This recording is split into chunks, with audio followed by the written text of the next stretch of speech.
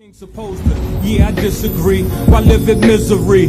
Long as I'm making sure the people in my kingdom eat. Defend my people even if it means the end of me. And if you listen, you'll begin to see the chemistry. Quality to sovereignty, power over weakness. If we deserve the best, let's aggressively seek it. We've definitely felt the belt of the most egregious. Improper forfeitures and illegal search and seizures. They give us 2 strikes and tie it into 1 charge. They stigmatize us for the time behind bars. We're always at large by the Congress at large. They treat us like game, but tonight the world's ours. And eye for an eye, tonight we don't cry. Blood will be shed if we die, then we die. And eye for an eye, tonight we don't cry. Blood will be shed if we die, then we die. No reason to be scared, you'll be murdered anyhow. No more asking for indictments, no more begging them for trial. And get up off your knees, no more praying to the clouds. If he wasn't on the voyage, he ain't in the courthouse. My words can be lethal, I know what they can lead to. I'm very cognizant, my decisions bipartisan. Mind, body, spirit, it's imminent danger. At any moment they want it, they blow your brains out. With no charges, nah, just darkness. To all 114 cheese chakras. Although my flow is a 7, I can't promise heaven, but I can promise I'll ride in the Armageddon. For our kids' protection, I say we die reckon. We're up against a giant, but he is only one. Together the elephant to the ant shall succumb. Like Robert Williams, I can show you how to wield a gun. Until the deal is done, sealed and we've won. We keep fighting, keep learning, keep striving. And it's a bumpy road, yet we keep driving. But now it's time for a new alignment. And eye for an eye, tonight we don't cry. Blood will be shed if we die, then we die. And eye for an eye, tonight we don't cry. Blood will be shed if we die, then we die. No reason to be scared, you'll be murdered anyhow. No more asking for indictments, no more begging them for trial. And get up off your knees, no more praying to the clouds. If he wasn't on the voyage, he ain't in the courthouse.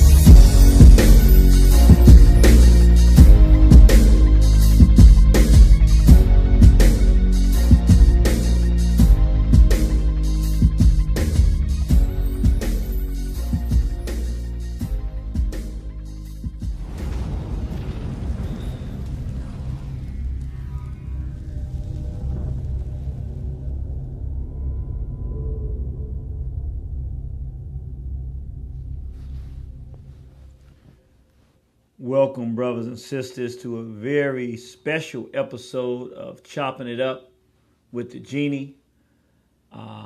This is September 4th, 2017. The Europeans today are celebrating what they call Labor Day. But on our program, we're going to celebrate something very different. We're going to celebrate the life and the commitment of a young race warrior, a brother who I would call a friend. Even a comrade in the struggle, a participant in the war for liberation for African people. Our brother King D. Seals, otherwise known as Darren Seals. In fact, we don't even call St. Louis anymore. We call it D. Seals.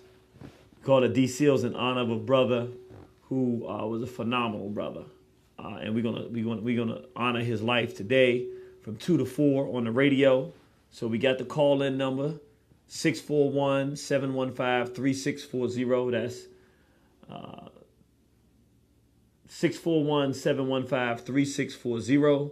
And the participation code, 948-656-pound. Again, that's 948-656-pound. What I want everybody to do today, I see that we got people tuning in and jumping in on Facebook. I want you to do me a favor. Go to, it's a link right there in the Facebook, in the post for the live feed. elifemedia.net. Elife Media, MEDIA, all one word, elifemedia.net. Because I'm showing a lot of videos, and we're going to show pictures, and we're going to listen to a lot of what the brother has to say. So if you have the option to do that, please go to elifemedia.net, because you'll get a more full perspective. If you can't, don't worry, because everything we're doing, you can hear. You can hear, who this brother was, and we'll talk about him today. And we want you to call in and give your feedback and your information and knowledge about who the brother is as well. But what I want to do, because I started it off with a song by Maafa Sankofa, And we used it. It came at the right time to dedicate to the life of our brother when he transitioned. And so I'm going to play it one more time, but I want everybody to see it because, again, I think, watching it on Facebook Live is great. But when you watch it on elifemedia.net, you really get the full composition and spirit and feeling. You get to see this young man, this young warrior, and his freedom fighting spirit. And so if you go to elifemedia.net right now, it's that brother that you're seeing right there. That's our brother King D. Seals, who's with us today in this fight as we continue to fight to free our people and bring our people into a better condition. He was one of the frontline warriors from the SEALs. We don't call it St. Louis no more. We call it the SEALs, but he was from Ferguson, St. Louis. He actually was one of the main individuals to start the Mike Brown movement and to keep it going and thriving, a young warrior in the streets. And a very intelligent young brother, got out of the gang life, fearless young man, and I happen to know the brother. So we're gonna let you hear from him today, though. We're not gonna do a whole lot of talking, but I want you to go to elifemedia.net right now because I'm gonna play this video again just to start it off because it just moved me when I played it just now, and I want you to check it out as well. Again, this is a tribute to our brother King D. Seals, Darren Seals from the Seals, otherwise known as the Lou, St. Louis, who his birthday, he was born May 15th, 1987, and he transitioned on September 6th, 2016. Let's listen to that one more again. Supposed to, yeah, I disagree. Why live in misery? Long as I'm making sure the people in my kingdom eat. Defend my people even if it means the end of me. And if you listen, you'll begin to see the chemistry. Quality to sovereignty, power over weakness. If we deserve the best, let's aggressively seek it. We've definitely felt the belt of the most egregious. Improper forfeitures and illegal search and seizures. They give us 2 strikes and tie it into 1 charge. They stigmatize us for the time behind bars. We're always at large by the Congress at large. They treat us like game, but tonight the world's ours. And eye for an eye, tonight we don't cry. Blood will be shed if we die, then we die. And eye for an eye, tonight we don't cry. Blood will be shed if we die, then we die. No reason to be scared, you'll be murdered anyhow. No more asking for indictments, no more begging them for trial. And get up off your knees, no more praying to the clouds. If he wasn't on the voyage, he ain't in the courthouse. My words can be lethal, I know what they can lead to. I'm very cognizant, my decisions bipartisan. Mind, body, spirit, it's imminent danger. At any moment they want it, they blow your brains out with no charges, nah, just darkness. To all 114 cheese chakras. Although my flow is a 7, I can't promise heaven, but I can promise I'll ride in the Armageddon. For our kids' protection, I say we die reckon. We're up against a giant, but he is only one. Together the elephant to the ant shall succumb. Like Robert Williams, I can show you how to wield a gun. Until the deal is done, sealed and we've won. We keep fighting, keep learning, keep striving. And it's a bumpy road, yet we keep driving. But now it's time for a new alignment. And eye for an eye, tonight we don't cry. Blood will be shed if we die, then we die. And eye for an eye, tonight we don't cry. Blood will be shed if we die, then we die. No reason to be scared, you'll be murdered anyhow. No more asking for indictments, no more begging them for trial. And get up off your knees, no more praying to the clouds. If he wasn't on the voyage, he ain't in the courthouse. We ask everybody that's tuning in on Facebook, if you could go to elifemedia.net, that would be very, very good because a lot of what we're going to do, we're going to show the videos and you can see the brother for yourself. You can see who he is and what he looked like, and you can hear the videos. But if you can't, you can watch right here on Facebook Live. But I'm hoping that people are tuning in on Elife Media because this is where you get a real strong sense of who our brother is. Our brother King D. Seals, otherwise known as Darren Seals. So the first thing we're going to do here in studio, I brought this specially for today. We have our bowl. And of course, as we as Africans do, because he was certainly an African and he knew that. He knew he was an African. We pour libation to our fallen soldiers and warriors and those that have come before us. And in particular, War on the Horizon, we pay tribute to the warriors, the soldiers and the killers. And this young brother was definitely a warrior and a soldier. He went all the way in for his people. His life was dedicated. Once he got the knowledge of self, he never turned back. Anybody you talk to will give you the same answer. That's one beautiful thing about going to the Lou and going to the SEALs, D-SEALs, to talk to people about our brother. It was universally agreed. Once he got on this, he never even gave indication that he was going to turn the corner and go backwards. It was all about helping black people. And so we like to pour libation and say his name, King D. Seals, Darren Seals. If you're out there giving Ashe, he was a warrior and a freedom fighter. We pour libations, King D. Seals, Darren Seals. Say Ashe.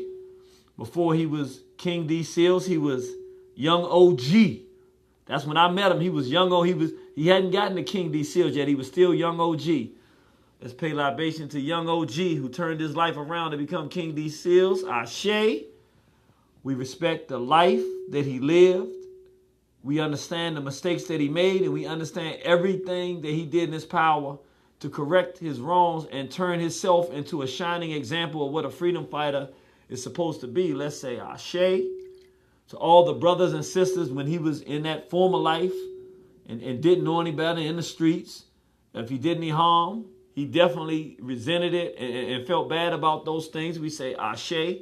But to those same brothers and sisters, I had bear witness that he told me during his life when I was talking to him face to face or on the phone, he said, look, a lot of those same homies that I was shooting at one day, when Mike Brown was murdered and executed in that horrible fashion, and we came together and said, we're going to fight and not let this be forgotten and go away.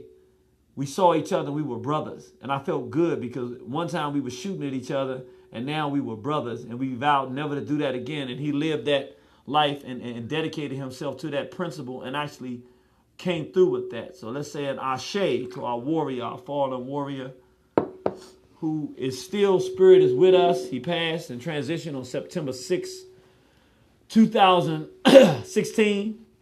But he was a very, very strong brother. So what I want everybody to do, if you're out there listening, and right now is a point you might not need to do it if you're listening on Facebook Live, because we're about to play something. But if you if you are able to, I think it'll be beneficial if you can go to elifemedia.net and watch it. The only reason is on elifemedia.net. The difference is when we show images of our brother, you'll actually be able to hear them and see the images. See the images. Right now on Facebook Live, we're about to play something because I thought, it's one thing for me to talk about him, but it's another thing for me to let him talk for himself. And so what we're going to do, we definitely going to take your calls, but in the first part of the dedication of the program, we'll probably go to the top of the hour at 3 o'clock. The program's going to 4 o'clock, so we'll probably start taking calls at 3 o'clock or so. But what I want to do now is tell a little bit about how I met the young brother. And then we did an interview with him in April of, I think it was 2015 or 16. I don't remember. I think it was April 2015, I think. And he told us what really went down in Ferguson and how the movement had been robbed. But I want to let you hear it from him. But let me just tell you how I met this young brother. And then we're going to play his interview when we did our One Horizon program so you can hear from him directly. So basically what happened, I was going to Ferguson for my first time. And was going there, was it the first time? No, it was the second time. The first time I went to Ferguson was in July 2014, I believe. Was it? I think maybe 2015. I don't remember. But I went there in July and went to Ferguson in July and did the lecture, Mind Your Black Business. The brother that was bringing me in, peace out to my brother Chris in Ferguson, in D. Seals. He invited us out and he said, look, man, we don't want to give people too much right away. You know what I'm saying? We don't want to give them too much. So he said, let's just give them a little bit. Let's just give them a little bit. Let's give them the Mind Your Black Business. They're not ready for the other stuff. And it was so well received. We had about at least 80 to 100 people in the room, not including the vendors. Everybody loved it. He said, look, man, we can bring you back. We got whole groups that have like 20 and 30 people in their groups and said, we're going to bring our youth groups back next time. We're going to make this bigger and better the next time you come in town because everybody enjoyed it and appreciated it and is ready for more. So we scheduled for me to come back in, I think, October of the same year, and to do the genocide lecture. So that was done, and so Mike Brown gets murdered in August of 2016, I think it is. Yeah, 2015 maybe 2015. And don't quote me on it right now because I'm drawing blanks right here, but I think it was 2015. I think. So we were just there in July. 1 month later, Mike Brown is murdered and executed by Darren Wilson, the white racist. So then we come back in October, and it was literally, we flew in on Friday, which was the day they were supposed to announce the verdict. We're doing the genocide lecture on Saturday. The brother throwing the event, Brother Chris, said that he had, I don't even remember how many tickets sold. He had groups that had bought tickets, so he knew it was going to be a packed house. We were prepared for a packed house. Right before I left to fly into Ferguson, I got a call from Dr. Jahi Issa, the brother who stopped the lynchings up in 2012. They were lynching brothers and sisters in Delaware, and the brother who was responsible for stopping that and lost his job as a PhD professor at Delaware State University for doing that. He called me and said, have you heard what's going on in Ferguson? And he had never told me that he was from Ferguson. You know, Dr. Issa knows everybody. He's from everywhere. So, I mean, every time you talk to him, something that's going on, he's right in the center of it in terms of his history or whatever the case may be. And he was telling the truth. I had no idea. And he said, I'm from Ferguson. And he said, a guy named Tef Poe did this song. I need you to listen to it. And he's the one that they putting out in front of the Ferguson movement with the Mike Brown movement. But he did this song that I think sound weird. And Dr. Issa, by this time, knew that we were doing our stuff, our things related to, the homophilia and the feminization of the black male. So he said, listen to the song. So we listened to the song from Tef Poe. And we was like, yo, he said something about to all my transgender sisters, whatever. So he was talking about Mike Brown's murder, but then he started throwing in, I'm peace up to all my transgenders. And he's like, whoa, what's going on? So I didn't put that in the lecture because I was like, this is weird. But I logged it in and chalked it in and said, okay, I got to figure this out. But I didn't know who he was, didn't know the relevance or anything. I just knew we were going out there for a lecture. So we fly out for the lecture, and I've been wearing the same pair of jeans for God knows maybe 15 years. So I said, I need some jeans, man. So I said, you know what, I'm going to, we went to a Cheesecake Factory to get something to eat. I think it was me and Che Black. This is October 2015. Me and Che Bliggity out there, and we go there, and we get to Ferguson, and we hungry that night, so we go to Cheesecake Factory, and I said, well, let's go downstairs. We had to wait like 45 minutes. I need to get some jeans. He said, all right, no problem. So we go downstairs to the Macy's, I think it was. We go get some jeans, not the faggy fit. We want to get the man fit. So I'm going to get the man fit jeans or get them extra size so that they fit like a man's supposed to have them. And I'm looking around for jeans, and a young brother comes, the pants sagging and all that stuff. As soon as I see that, I be like, pull your pants up. What's going on with you, in my mind? And so he walks up, and he's like, yo, irritated genie. Yo, I can't believe it. Yo, I'm looking at the effeminization right here on my phone. Look, I'm looking at it. So y'all already know. Now, here's Irritated Genie. Second time I'm in town. Some young blood looking like he straight up, he could bang. You could tell he could go out there and put that heat on somebody. And so, of course, my instant instinct is like, who is this dude? Is there some kind of funny business going on? Because I'm like, what's the chances that a brother's walking around on his phone watching the feminization of the black male? I was like, yeah, nah, I wasn't feeling it. But he was like, look, man, I'm the one, really for real, keeping it real. I'm the one, that really helped spark the whole Mike Brown incident. When he got murdered, I went to his mom. I told her, I'm not going to let this down. I promise you. So he started just kicking it with me. But it was something real authentic about him. I liked him, but I was still a little suspicious because, like I said, he looked like he was ready for it. So we was talking, and we talked, and Chase said, nah, I like the dude. He a real homie. I said, you sure, man? He's like, nah, that's a real homie right there. I can feel his spirit. I said, okay. So we kicked it and chopped it up, and he said, well, look, man, you in town. I'm going to come tomorrow. I'm going to bring everybody. I'm bringing all my dudes. I promise you. We're going to be out there thick. So the next day came on Saturday, and they moved the Mike Brown verdict from that Friday. They're supposed to make that, the Darren Wilson, whether they're going to indict him on that Friday, but they didn't. So then because it was perfect timing, if they had made that, we were right in town. Now we can have a galvanized audience of people. We could have really got that thing cracking. That was how I was thinking. I said, we talking genocide anyway. We can talk about what's happening and what we need to do. So the timing was just so appropriate.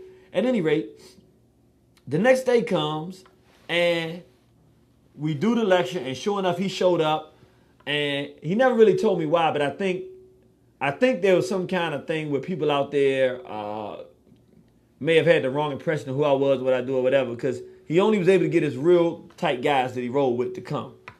And it was real interesting because nobody showed up to the lecture.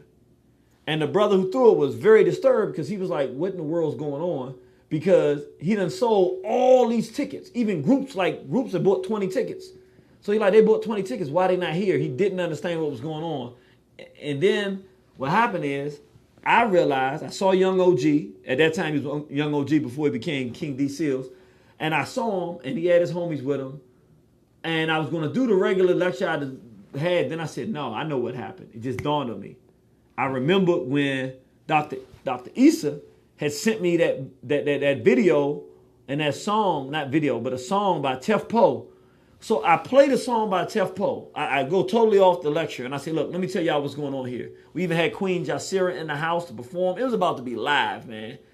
I put a lot into really doing this thing, and the timing was just absolutely perfect.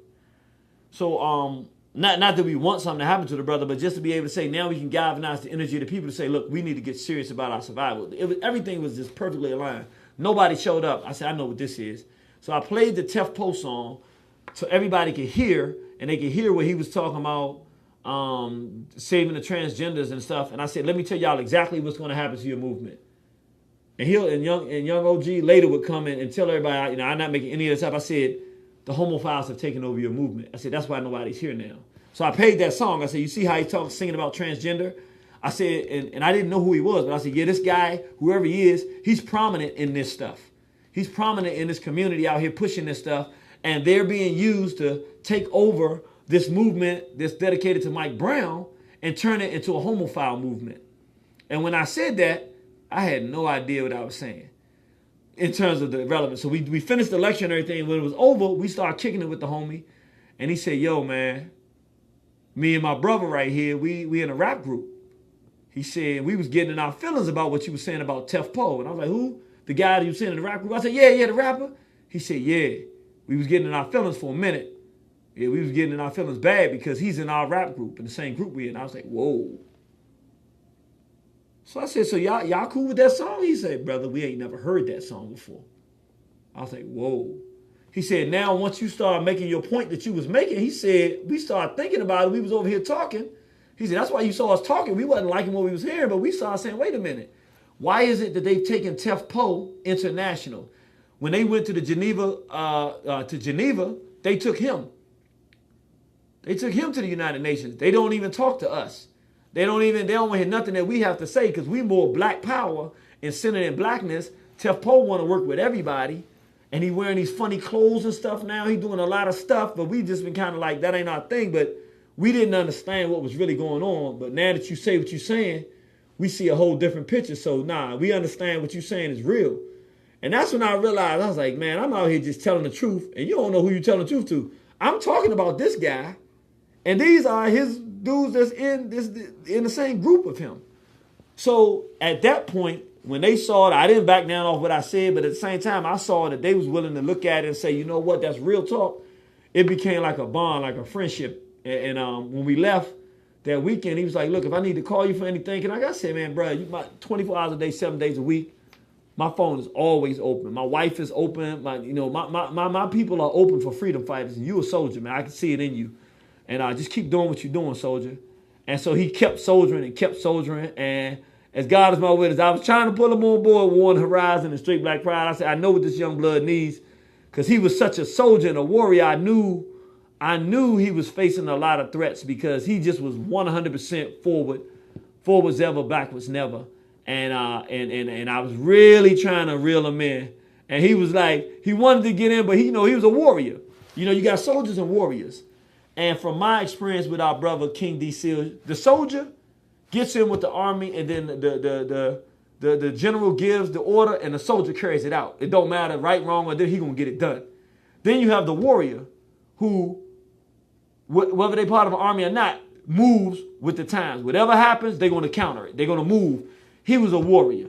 He was ready to move whichever direction stuff needed to go. He would call for some guidance from time to time, but mostly he was out there figuring out on his own, which I thought was beautiful and I respected. But I sure wanted to have him up under the wing so we could like make sure. We wanted to put him in a space where it would make his life a little safer in doing what he was doing, because he was so, I won't call it reckless, I would just call it straightforward. He was a warrior. He really cared about the people, and he would not relent on the Mike Brown situation or anything else. So what I'm going to do now is, about a year later, he had called me up one day and was like, yo, and I want everybody now, if you can, I want you to go to elifemedia.net. All the people turning in now, because I'm going to play the interview. So if you're on Facebook, you'll still hear it. But in this particular interview, we show images of him and everything. And we think it's just a little bit better if you're watching. Instead of watching me, you'll be able, if you go to elifemedia.net, you'll be able to watch it live, and you'll be able to see Brother King D. Seals and listen to the interview that he did. It was, I think it was April 2016, had to be. Yeah, April 2016. He had called me up that day, and he was like, look, bro, it was during the Baltimore resistance after they murdered our brother. I'm drawing a blank. Y'all can put the brother's name in Baltimore, so I peace be upon him, so I don't mess it up. Freddie Gray, after they murdered Freddie Gray in Baltimore, we were talking about what was going on there. We were trying to tell our people to not move wrong, but to be cautious in how they moved. And as we began to talk about what happened to Freddie Gray, we were planning for that night. King D. Seals contacted me. He called me and he said, bro, I need to talk, man. You know, I need some guidance, blah, blah, blah, blah, blah. I said, yeah, ain't no problem, man. We talked. So we talked a little bit. Then when I was on the radio that night, because he had told me some stuff that was going on, he basically said, I want to know how to move, because he basically said everything you said was going to happen. The homosexuals have totally taken over our movement. This Black Lives Matter, it faked it, fooled us. And they basically, I tried to warn everybody, but they didn't totally moved everything. And I'm trying to galvanize and re-energize everybody and reorganize our people. And I don't know how to do it. And I said, okay. I said, all right, well, we'll talk. I said, because that's when I realized, I said, I hope he wants to go straight forward ahead, but there were some things he would need to do to adjust. And I was like, you know, I want to talk to him about it. And so we were doing the radio, 7 to 10 p.m., the Warner Horizon program that night, April.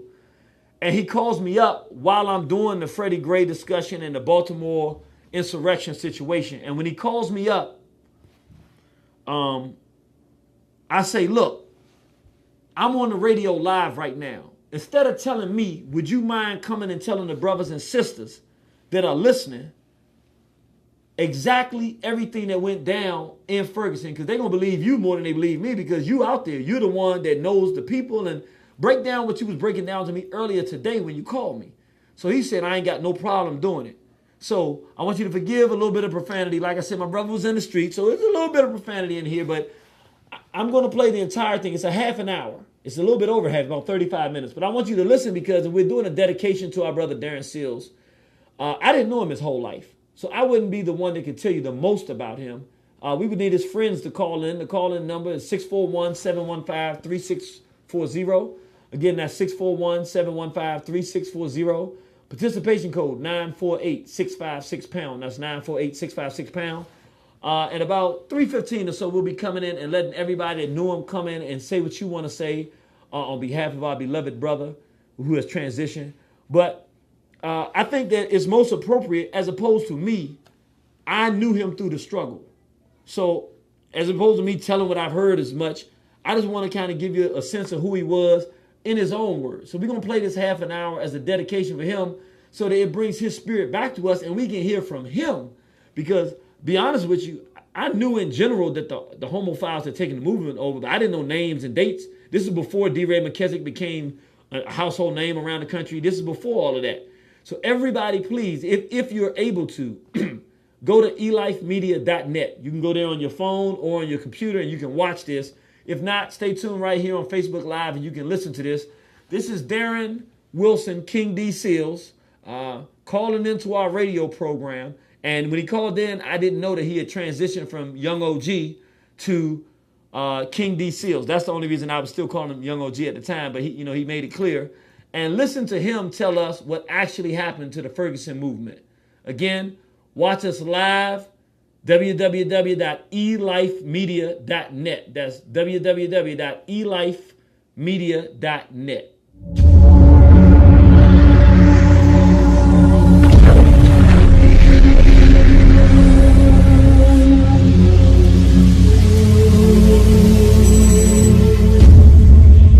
Back on live, and I just got a call from a young brother out in Ferguson who was one of the main organizers of the Ferguson situation. Actually, I'm going to get him to call up because he's going to tell us some real interesting things from the battlefield in Ferguson. I was telling brothers and sisters a lot of the stuff that's been going on in the Ferguson situation, and I picked that call up because I thought it was like, I haven't talked to this brother in months, and just so happened he hits me up right now, so I was like, yo, it must be ordained or whatever, because we talking about this whole situation in Baltimore, and this is one of the young brothers that started the whole thing in Ferguson.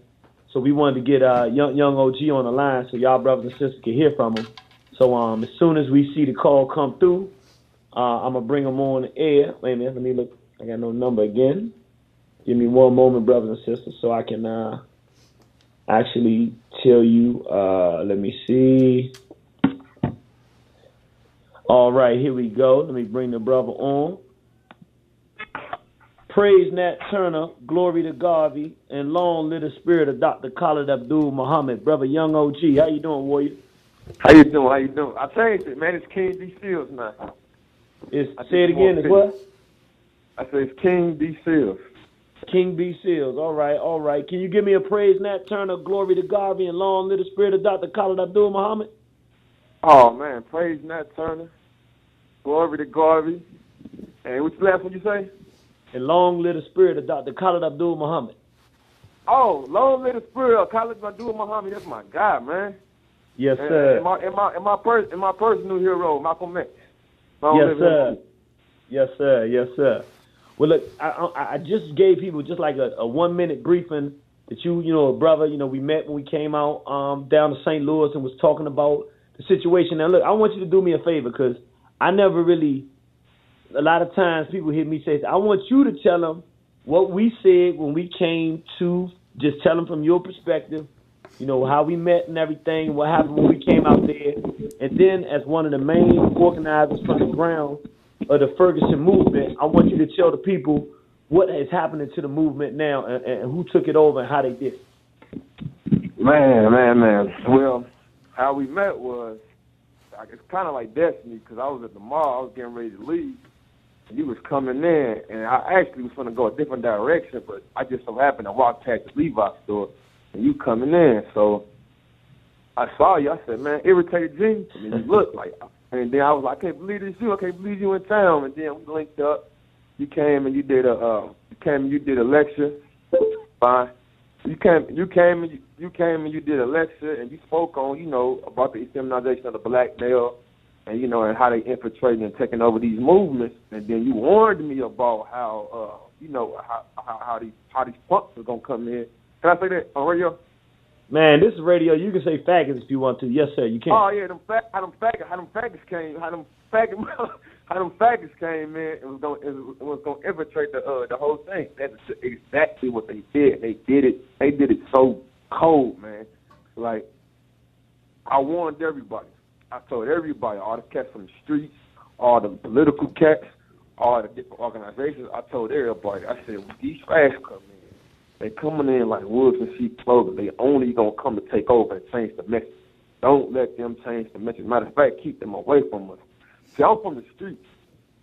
So they looking at me like, oh, he's the bad one. He's the, you know what I'm saying? Because, you know, because the thing about Ferguson, man, like when you see it on TV, it was like a lot of politicians jumping in front of the cameras and all that. But really, that was the streets who did all that. It wasn't really them cats. It was like they just came to credit for it. But really, it was the street dudes. And those the cats I was out there organizing and keeping out of trouble and talking to and spreading information with.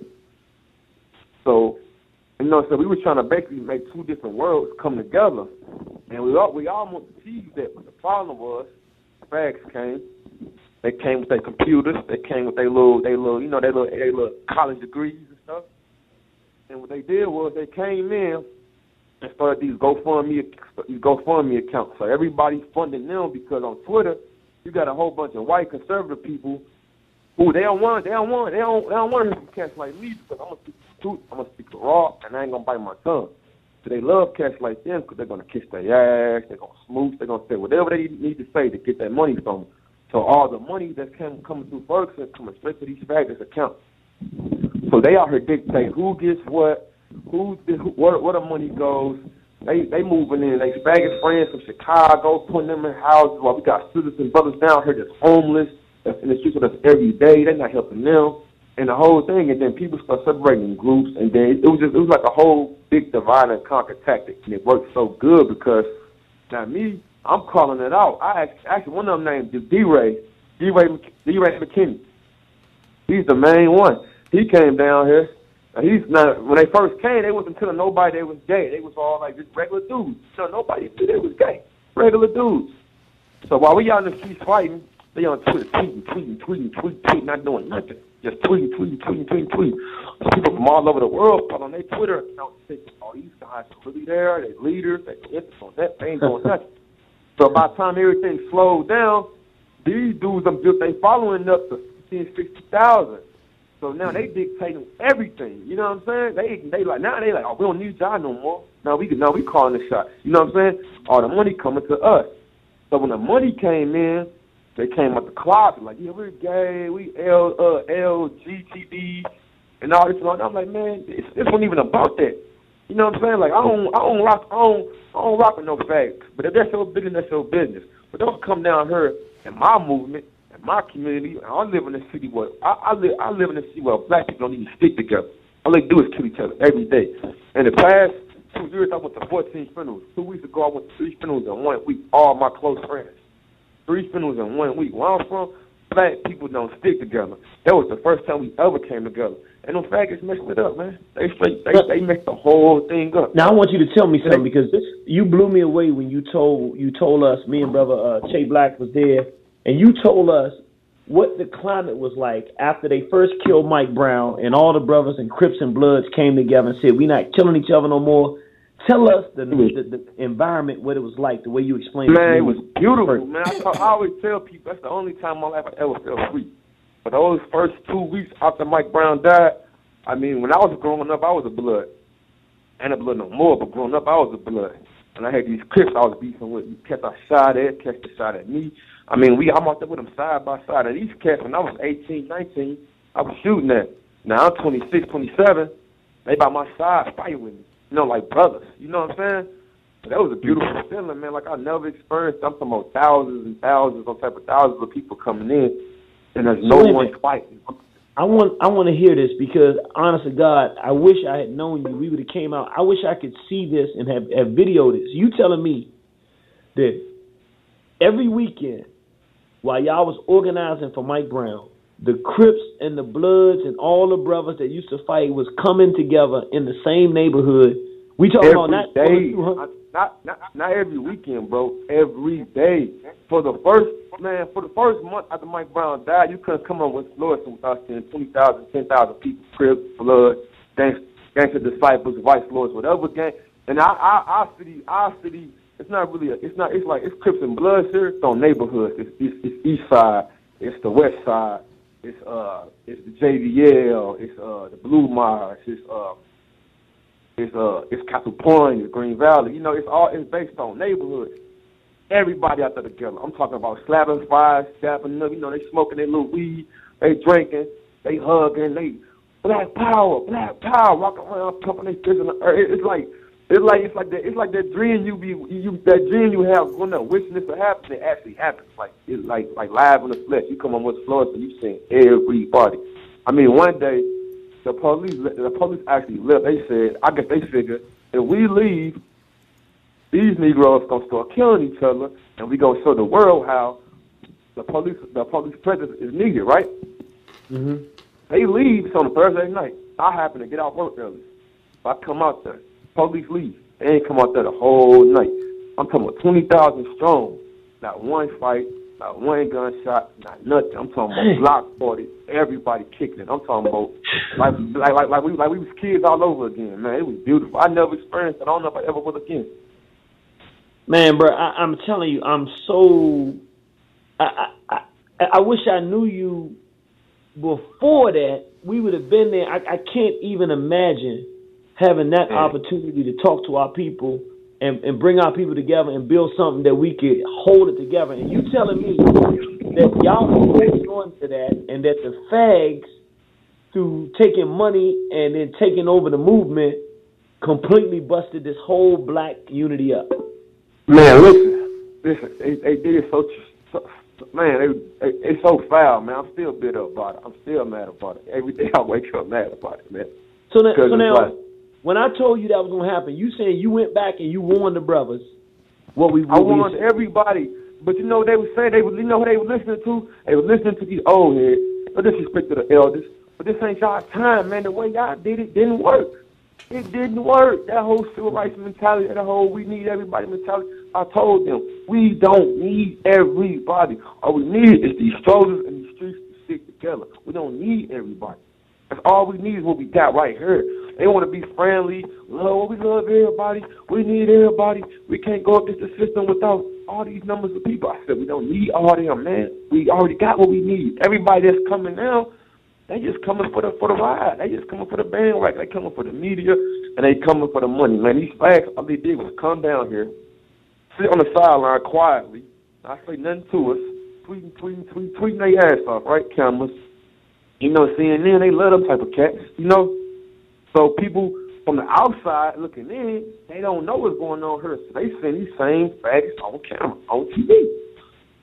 So they sending them money, like, oh, this is the leader, this is the one helping the kids.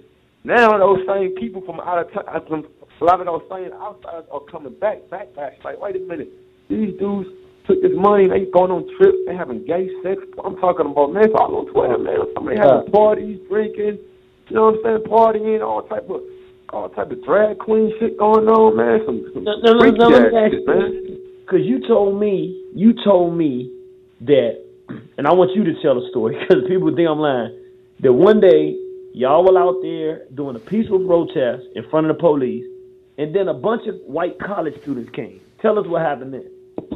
Man, yeah, that thing. All right. So we out there doing the protest. Everybody, everybody, everybody, they chant, you know, the usual. So the white college kids come. And they kind of like standing in the mix, and they screaming and yelling like they really gonna do something. And they get to throwing bottles and throwing rocks and everything at the police. But then when the police rushes, fighting with the police, they run off. They run off to the side and let us take the fight. And the cameras seeing this, they zoom the camera in on us. So it looks like, oh, we agitating the police. We out here being, you know, aggressive. But they didn't even record the fact that the college kids were the ones who was throwing this shit. So we told them, like, man, y'all gotta leave. Y'all can't keep on coming out here throwing shit to police and then running when it's time to go.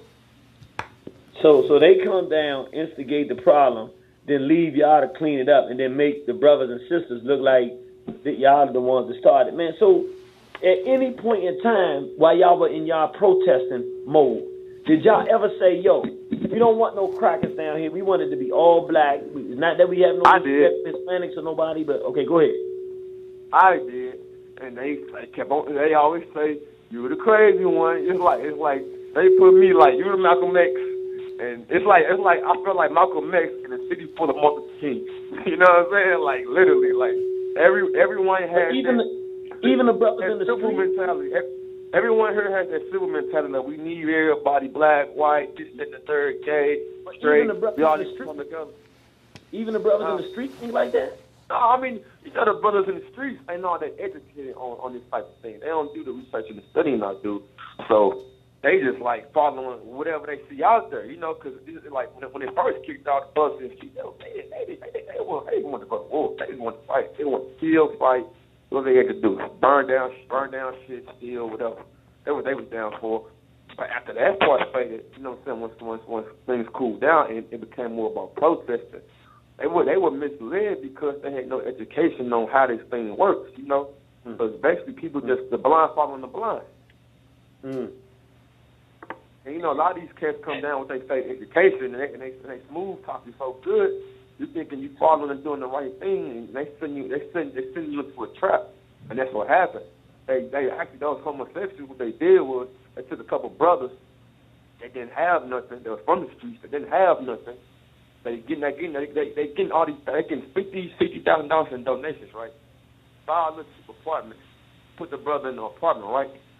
Now he the cover guy. Now that's how to keep it fun. So we got him in the apartment, and we helped him.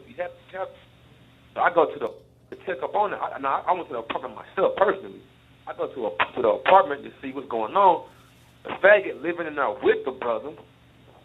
So the brother on the air mattress, the faggot in the bed. He living in there with the faggot. The brother tells me, man, this dude making $5,000-$10,000 a week off first. I'm watching him do it on his online. He said I took his car to the store to buy some groceries. The car had $9,000 on it. He said, man, that was just from 1 week of getting donations. He said, man, ain't none of this stuff on my name. He said, once 6 months over, I gotta go. Now, all this stuff goes to him. That's why he's staying here monitoring everything. I said, man, so you just a front man. That's how they played it. And that's how they got all the money. They just used a bunch of people that didn't have nothing. Bruh, I'm being honest. I knew the fags would take over, but I didn't know how they did it. I'm so angry. So you saying basically they used our people as a money-making tool. Exactly. Twitter, man. Twitter, man. It's Twitter, man. Listen, Black Death is a business. This is what I found out, man. Because I didn't know how it was going to go down either. I'm just running it. I'm educating myself, and I'm having to be lead man at the same time, so I'm running as I'm going. So what it is, man, it's these hashtags, Black Lives Matter, man, that's bullshit, man. Black Lives Matter is them the ones that's doing it. People don't even know that. Black Lives Matter, they the ones who send these people. The dude D-Ray, Black Lives Matter, they sent him down here. That was started by some lesbians, man. Right, and so now his name is D.B.? D-Ray, D-E-R-A-Y. D-Ray, and he's a homo. Homo. Go on Twitter right now and follow him. Go look at him. About 60,000 followers. Listen, it's the crazy part. He's from Baltimore. It's the crazy part. Look, he's from Baltimore. He's been hollering Ferguson, got everybody thinking he's from Ferguson, right? Now that the Ferguson thing quiet down, he went back to Baltimore. The Baltimore boys ran him up out of there.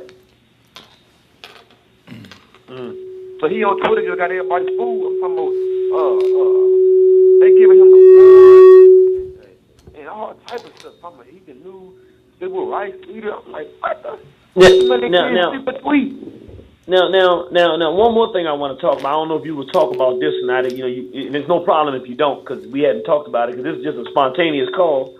But look, tell the people. I want people to understand this. Look, brother, since I haven't talked to the brother in months, he just spontaneously called me. Matter of fact, what made you call at this time? Man, for real, I just need somebody older to give me some advice, man, because there's just a lot of pressure on me. Like, everybody like, man, what we gonna do? I'm saying, let me call my big dog and just get a little bit of advice from him, because, man, it's crazy, man. And then I don't want people to get back out there with those same people and fall into the same trap again, you know? Gotcha, so I just want some advice on what would your advice be on going forward? All right, well, I'm going to holler at you when we get off the program. I'm going to holler at you. But let me go to this. I want to do this one last question, and then I'm going to call you back after the program. But no, what's too late for you? Because I know you got to work tomorrow. No, I got. I work third shift now, so I work overnight. But my job, okay. I got a new job. I'm like management now, so I can use my earphones. So I can talk all night now. Okay, good. All right, so let me ask you this. And you might not be at the liberty to talk about this, but what about, because when I came in there, I didn't know that you was in a rap group, and I had mentioned something about something I had found out about somebody that was promoting homosexuality. You remember what I'm talking about? You talking about that song Self-Poe made about Jay Nixon? Yeah. Oh, man. Tell the people because the people here don't know what happened. Tell how that happened and how he ended up doing. He was with y'all, but he ended up going to the UN. But he made a song promoting the gay stuff. Yeah. What happened was, man, he was with us. This is more of a backstory on the rap scene that you don't know about. Like, I made a group called DOA, stands for Dimension of Ascension. And this is more like a new version of like the Outlaws, you know, like Tupac's Outlaws. Well, actually, we just did a video with Young Number from the Outlaws. But basically, the idea was to make a group of all the best MCs from St. Louis that's like lyrical and street with a little bit of consciousness to them too. Bring them all together. And we was going, you know, spit about what's going on, because we got tired of everybody making songs about Mike Brown, but one of them down here with us.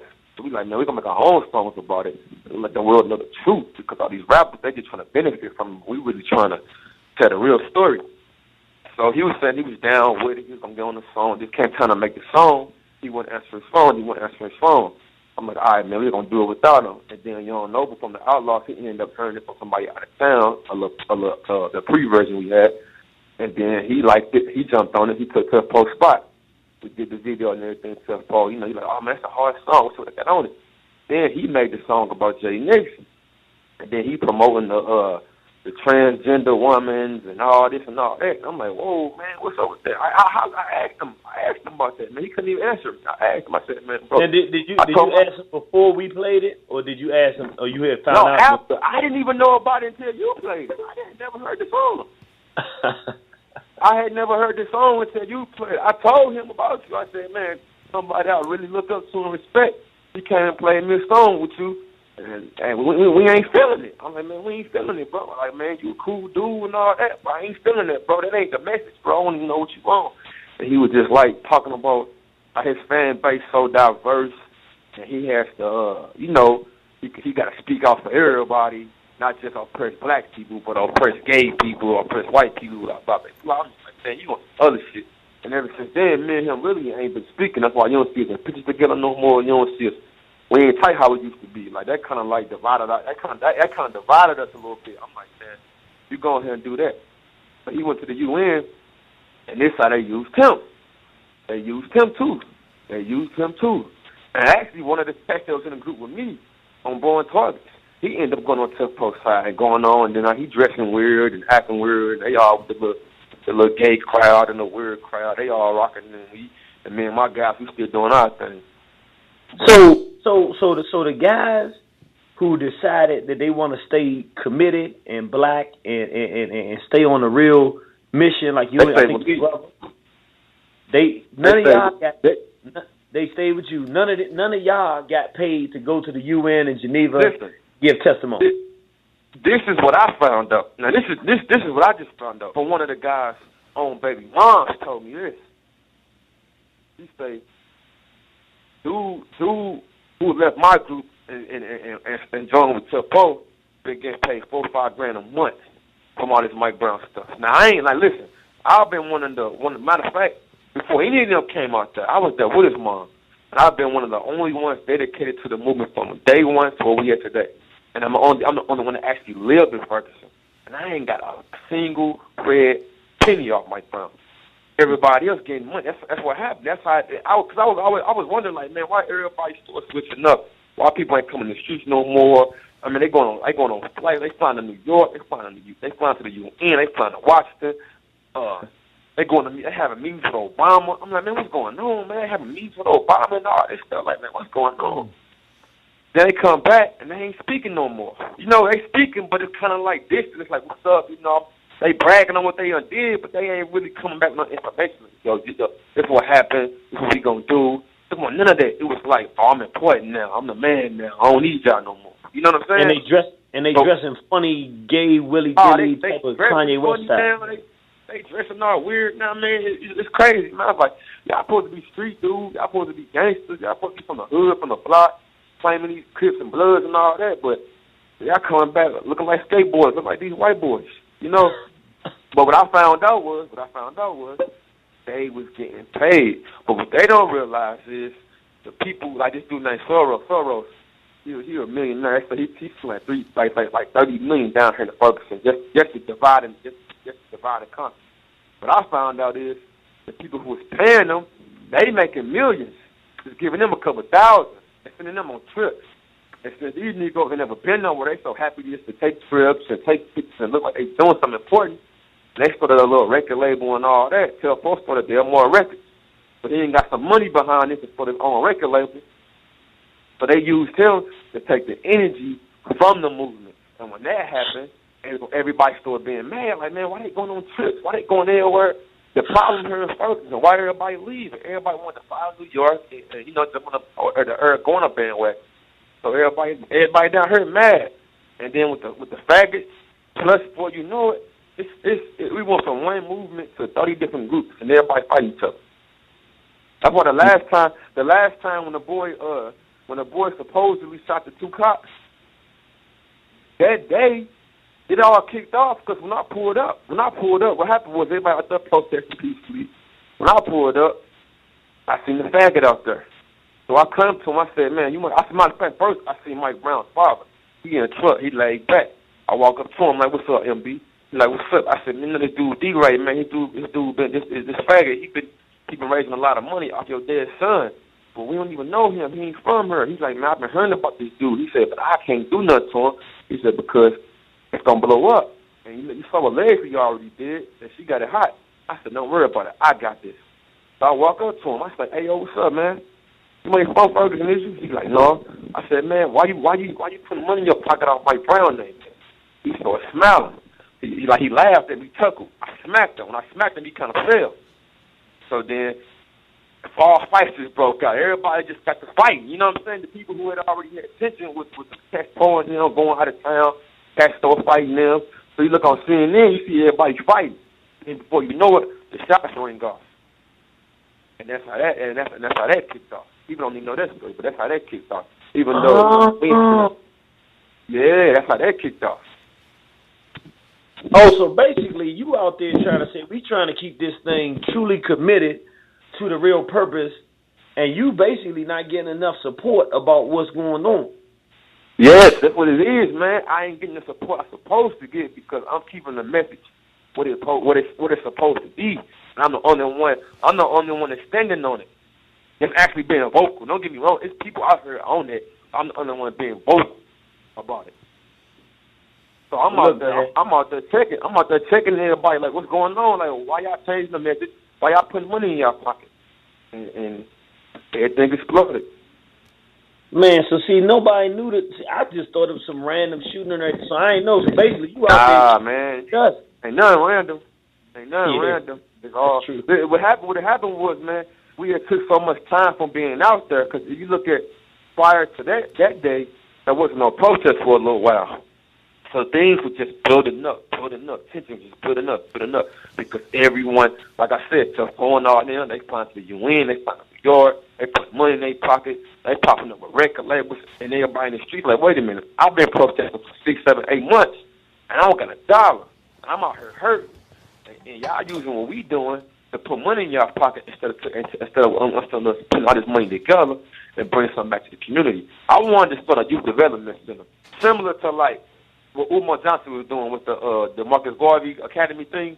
I kind of want to do a small little version of that in St. Louis. Like, let's get a building, and educate. You know, I was going to show your documentaries. I was going to show the hidden colors. I was going to teach them about Marcus Garvey, Huey P. Newton, Malcolm X, all the cats that don't teach you at school. And my little brother, he's 13. I tell my little brother to ask his teacher about Nat Turner, Marcus Garvey, Huey Newton, and Malcolm X. His teacher tells him, oh, you're going to look that up on the internet. He said, my little brother told me the only thing they teach me at school about black history is Rosa Parks and Malcolm and Martin Luther King. So I told him about Garvey. So now my little brother's a straight A student. For the first time in his life, 13 years, my little brother became a straight A student this year. I've been on him so hard. The school's not teaching them that. So I wanted to start a building, a place where we could teach the kids that ourselves. That way we could prepare them for reality. Because the school, you know, they ain't nothing but deaf institutions. That's all that is. But we couldn't do that because everybody taking the money and putting it in their pocket. They want to use it for rap money and go on trips and shopping and buying Jordans and stuff. I'm like, man, it ain't even about that, man.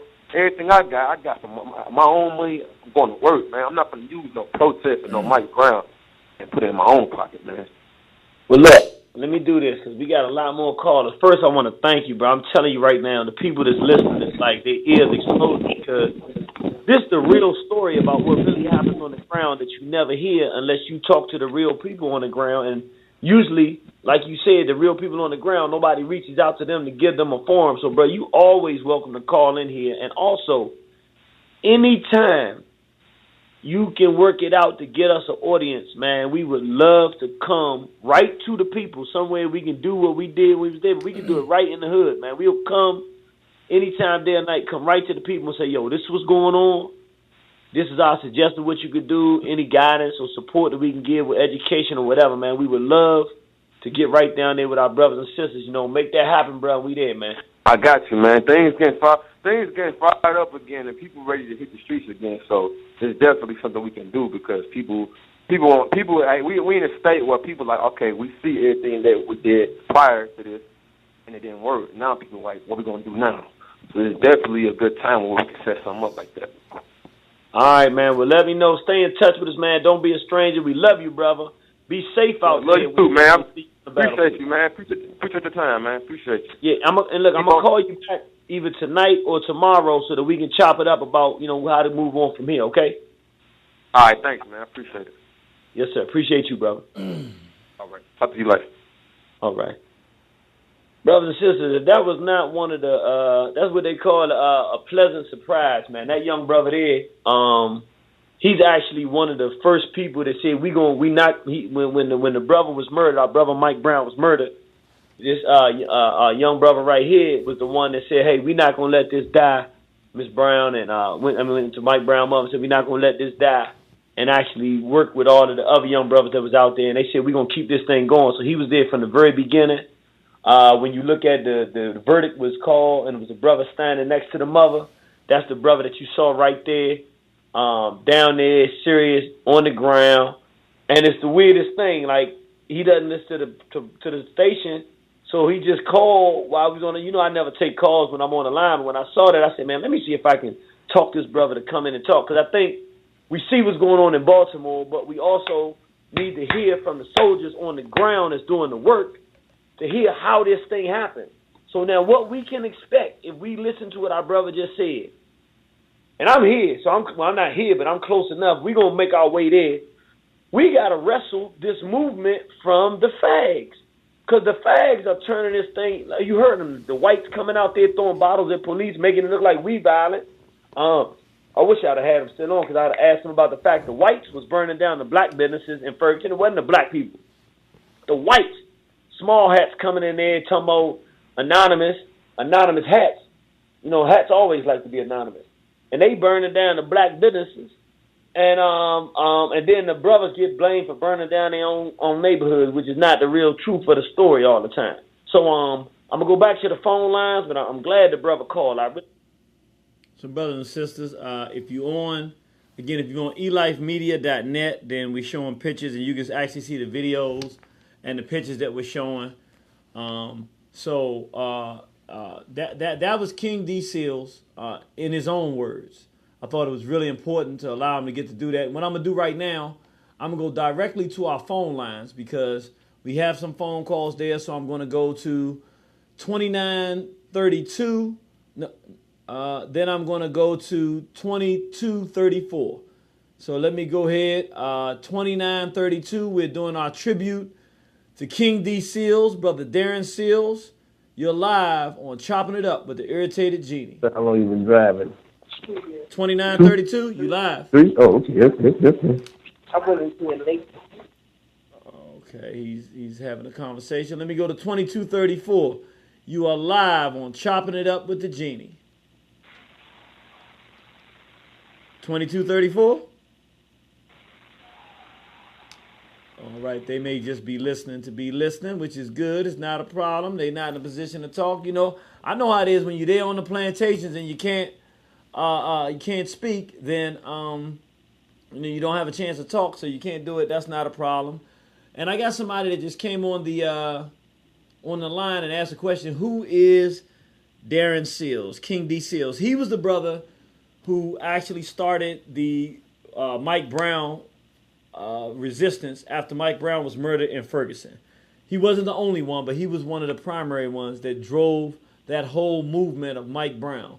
Free justice for Mike Brown. He lived in Ferguson, in the Lou. We call it D. Seals now, in his honor. But they called it the Lou, St. Louis. And he was out there saying, hey, he knew Mike Brown, and he said, we're not going to allow this thing to die. He was one of the real soldiers on the ground And he would do some really bold things. So I got a few moments now. I'm going to tell some of the things I know about the brother. Again, I didn't know him as a child, so I can't speak to it from the position of somebody who can say, oh, I grew up with Darren and I knew da-da-da-da. I knew King D. Seals, like I told you, from October 2015. And what you just heard right there was April 2015. So it must have been 2014, October 2014. And that you just heard there was April 2015 when he actually called up on our radio program. And he really broke it down for us so that we could know what was happening and we could see it right in front of our eyes. So I'm just showing some pictures here. If you're on the elifemedia.net, you can see this young brother. And the reason that we're doing this tribute to him is that he was murdered. He was shot in the back of the head and burned alive in a vehicle. And we actually went out to Ferguson to give him a proper going away because he had said that he did not want to be buried in a church with some preacher coming up there saying, the regular things. He had grown beyond that, and he wanted to die. When he transitioned, he wanted to transition as a free man. And a lot of things happened when we went out there. I did not know that it was like that out there in D. Seals, but it's a lot of stuff going on the ground. We were thinking that it was police related / Black Lives or Gay Lives Matter related, and not to say it didn't have any culpability in it, but it wasn't what we thought, and there was a lot of different stuff going on. There's a multitude of things. When he talked about the black sellouts and Mobutus, he wasn't lying. There's a lot of stuff going on the ground, and then just the streets as well. And when you get that mix, it was kind of one of the things I was trying to pull him out. I was really trying to pull him out. You see him here. He went up and took the mic from the CNN guy. And this all happened. Somebody asked where did this take place. It took place in D. Seals, which we know is St. Louis or Ferguson. The young brother, he worked. He had a good job, too. He had a real good job. He was going to work, and he was murdered last year, September 6, 2016. You see here, if you're watching on elifemedia.net, he got his Easy shirt on, and he takes the microphone from the CNN guy. You see here what he had on the Anonymous. And you say, well, why was he down with Anonymous? When I talk to him, and I can say this stuff now because he's not here, I was asking him, what's up with this Anonymous? Why y'all rocking these masks? He said, man, look, we out here doing stuff. He said, and these Anonymous out here, so it's good to put this Anonymous mask because whatever happens, it gets confused. They don't know who it is. And so it's kind of a cover for us with the stuff we out here doing. So I was like, oh, okay. I'm not going to get into all of that. But he was like, well, this is real out here. He was telling me there's straight up gun battles with police, like shootouts. Not no one person shooting, but like straight out long term shootouts that's going on out here.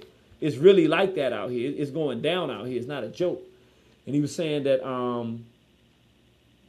that Anonymous had done a lot to help them.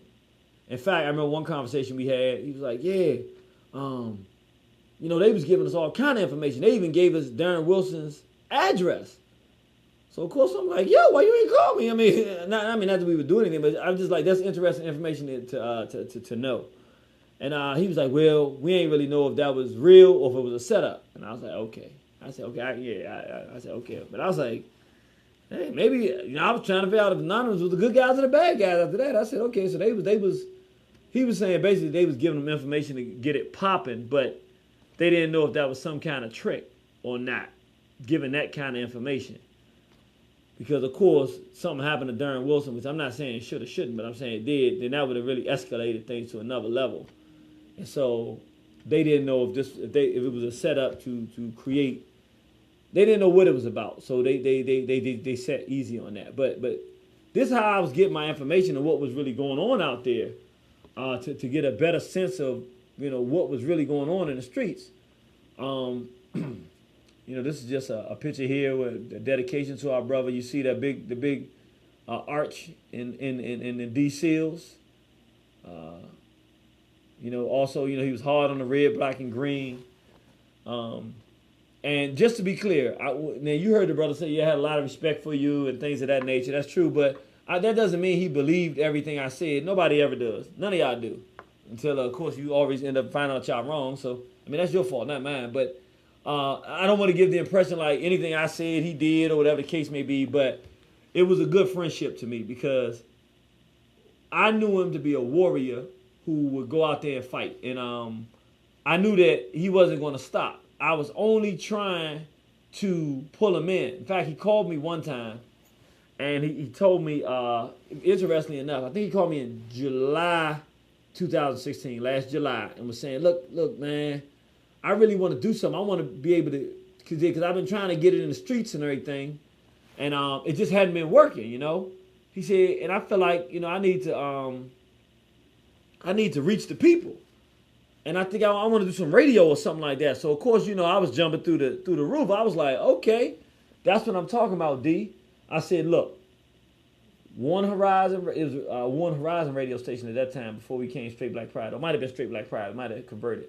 At any rate, I was like, look, bro, it was Straight Black Pride radio by then. I said, look, we got, I think it was Wednesday night. It was open at that time. I said, this is open for you. Look, you can have that night, 7 to 10. You don't have to do nothing, just one thing. We don't do no N-word and no profanity. But you can get the streets popping, man. Just work them into learning. Hey, look, no profanity, because we want the young people to listen. I'm going to have my children listening. But y'all can keep it real about what's going on in the street, and you can do whatever you want, you know. And I can hear his reluctance, not so much at wanting to do it. He said, I want to do something that I can reach the people. But it was at no profanity, no N-word. It's kind of, you know, I ain't going to lie. I was trying to put them in a certain direction. And I kind of heard his, like, he didn't say nothing. He would do that. You know, he was one of them real cool cats. He had a lot of respect. And he looked at me as somebody that's been doing this for decades. So he gave me, like, from when you come from gang culture, they have what they call an OG. So that's somebody who's been in and has done time in, and they get a certain level of respect. So he never really directly challenged me. He would ask me little things every now and then. But I could hear when he wasn't totally there. And I was trying to pull him in. I said, look, man, because for me, what I was doing in my mind, I said, you know, he was getting pulled over by the police. Him and his brother was 14 years old. 10 police officers. Yeah, I get the videos on Facebook, YouTube. You can go see it, where they pulled guns on him and his 14-year-old brother. And basically, he had put something out against, saying something about Donald Trump. And the police said, you better watch what you say, or something like that. Watch whose side you on. Watch who you take sides against. So they was letting them know, we don't like what you're saying about Trump, this, that, and the other. And so he was doing a lot of things, and I really wanted to, because like, one of the things, I mean, this is a very interesting thing. Again, you know, he's transitioned, so I'm sure he wouldn't mind me telling y'all this now. They have these parties in D-Seals, and again, the D-Seals is the word we use for St. Louis. We call it D-Seals in his honor. In D-Seals, and I guess these would be similar to Rothschilds, you know, the high society whites. And, of course, he's studying this stuff. He's watching Irritated Genie, but I'm sure he's watching other people as well. So he decided to go to one of these, quote-unquote, Illuminati or whatever, high society, rich, white society that no black person even supposed to know exists. And they crashed the joint and started running up on the I mean, we talk about whites that most of us would never see. And if we did, we wouldn't know who they were, because they so far above our means, we wouldn't even know who they were. But, like, these are rich aristocrats. He found, I don't know how he found out about these parties, but they started running up on them. Like, you know, what are y'all doing? Y'all everyone's really running this city, da-da-da. So, in my mind, I'm like, yo, I got to reel this brother in, because I like his heart, but I'm like, yo, he he like, every now and then you meet one of them real brothers. Like, they real. Ain't no air in it. And once they get into something, they getting all the way. So he was watching the stuff and studying and finding out about the white elite, and he's like, well, I'm going to run up on him then. And I'm not saying I think that was the best way to do it, but I respected it. You know what I'm saying? A warrior going to be a warrior. And that was D-Seals. That's how he did it. But when he called about the radio program, I was like, I really want him to get him on, because what I realized is it'll be much more difficult for the streets to get him, or the police, or any of these factions, when he has a weekly direct connection with the people, because he's always talking to them and they always talking to him in an easy format where they can just call up and down and get it out, so he can touch people in a different way, and it'll insulate them a little bit. But that was in July. In August, or maybe September, he called me on the Friday. Maybe I called him, because I saw this sister talking about Ferguson. It's a brother, a dark-skinned brother, big football player looking type brother. He does some popular news thing on YouTube. Y'all know who I'm talking about. Big dark-skinned brother from the South somewhere. And he deals with everything, you know. And I seen the sister he was talking to from Ferguson. And he was talking to her. And she gave an excellent interview about the money and who was getting the money, some of the stuff he was just talking about. And I watched it. How you doing, son? And I watched it and I was like, okay, I want to talk to her. So I called him. I said, look, do you know this sister, man? She was dropping it. Blah, blah, blah, blah, blah, blah. He said, man, I know her. She wanted to, if I had to tell you the two most official people in this area is me and her. She is the second most official person that I can tell you outside of myself that I can vouch for. If I had to vouch for somebody, she'd be number one. She really keeps it real. So I said, well, I want to interview her. But, this is a standard question that I ask everybody, no matter who the guy is or the female. I said, well, look, she's straight, right? Straight, black, and proud, right? He said, well, I wouldn't know. I never asked her. I said, well, look, I want to interview her. Could you call and ask her, just make sure she's straight, black, and proud? And then, blah, blah, blah. And I could tell, again, his hesitance. He wouldn't say, no, I'm not going to do it. But I said, okay, you know what? Let me get her number, and I'll call her and ask her. And he got kind of quiet again. I said, okay, never mind, do this.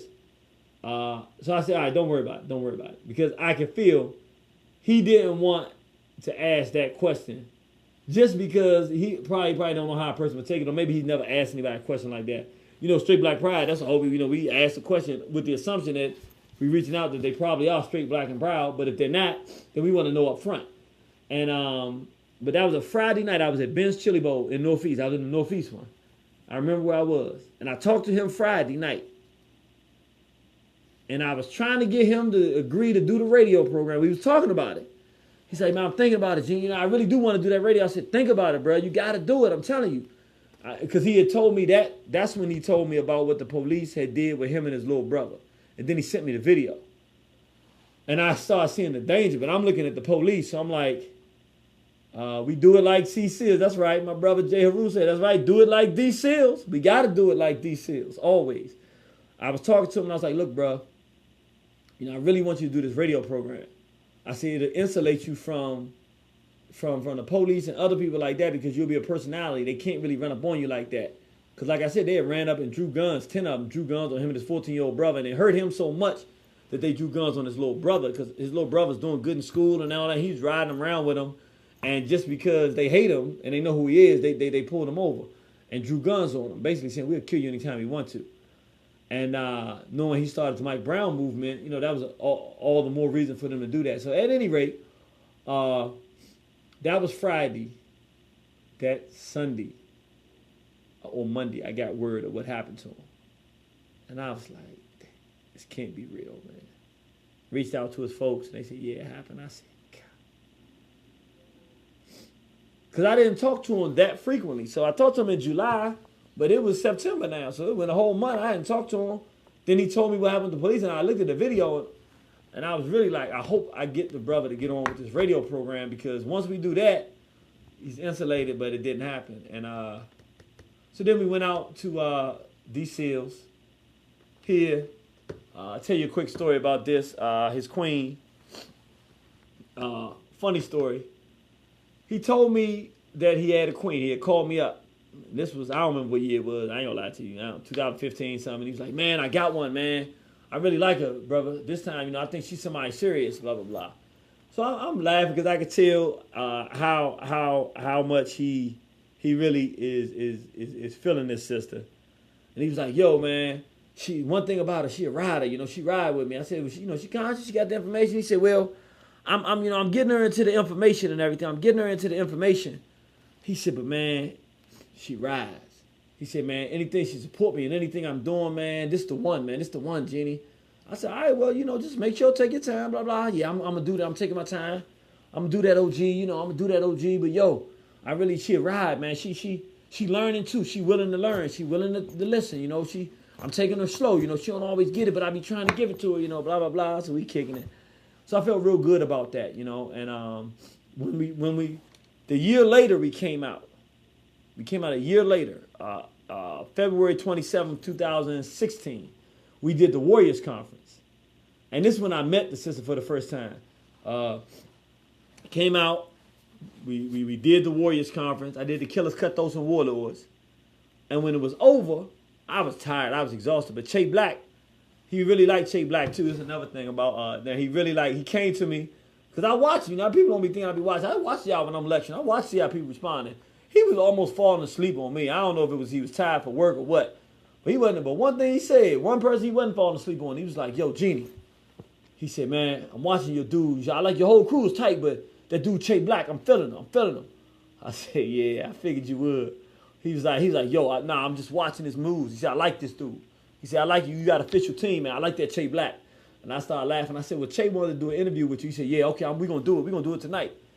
So when it was over, and keep in mind, he up there feeling Che Black, but when I'm talking, he doing other stuff and half falling asleep. I said, man, I know you ain't falling. You can't. How you going to fall asleep on Irritated Genie? This dude here, man. This dude, D. Seals, man. But we left. We went to the hotel. I'm not going to lie. I went to sleep. I was gone. I was exhausted. But we had the whole team there. And Che Black did the interview. Brother Tad filmed it. And the Queen was there. But before we did the interview, he came into the hotel that we were at. So he followed us to the hotel. And his Queen came to the hotel. And I said, look at this dude. Because what he did was, I never seen her or anything like that. She's a real attractive sister. Chocolate, dark-skinned, attractive sister. So what he did a typical stand-up brother move. He come in with her, and I'm right there. When he comes to the hotel, I'm the first one right there, and the whole team sitting around. So he walks up, yeah, my queen, this is Irritated Genie, this is sister. She said, I heard a lot about you. I said, I heard a lot about you too, sister. Then he walks off and leaves me with her. So I said, okay, so I see what it is. He little braggadocious, he got him a fine little sister, and then he want me to talk to her, give her the feedback. So I talked to the sister a little bit and everything. She seemed real cool, very humble spirit, warm sister. Then we went upstairs to do the interview, and I went to sleep. And, of course, he asked me afterwards. He was like, yo, what'd you think? I said, she was a good sister, man. I said, I think you did good for yourself, bro. He laughed. I said, I told him, I said, people like you left her over there. You want me to see how, get a good look at how she looked. He started laughing. He said, nah, but it ain't just that, she's a good sister. So we talked, and he was really a happy brother with this sister. He really felt like he found the one for him. And he also called me another time. I'm showing this picture. If you're on elifemedia.net, you see with brother D. Seals. He called me and said, look, man, they called me and they asked me to go meet with Farrakhan. Meet with the Nation of Islam up in Chicago. Man, what should I do? Now, you know how you could tell somebody asked you a question, then you could tell when they really ask you, but they're going to do it anyway? He was asking me with that. He was going anyway. I can tell you that right now. My sense was he wasn't not going to go, but he was just asking, what you think, OG? What you think? So I was like, he said, what you think? Why you think they want me to come up? Why they wanted to meet with me? I said, I don't know, but find out.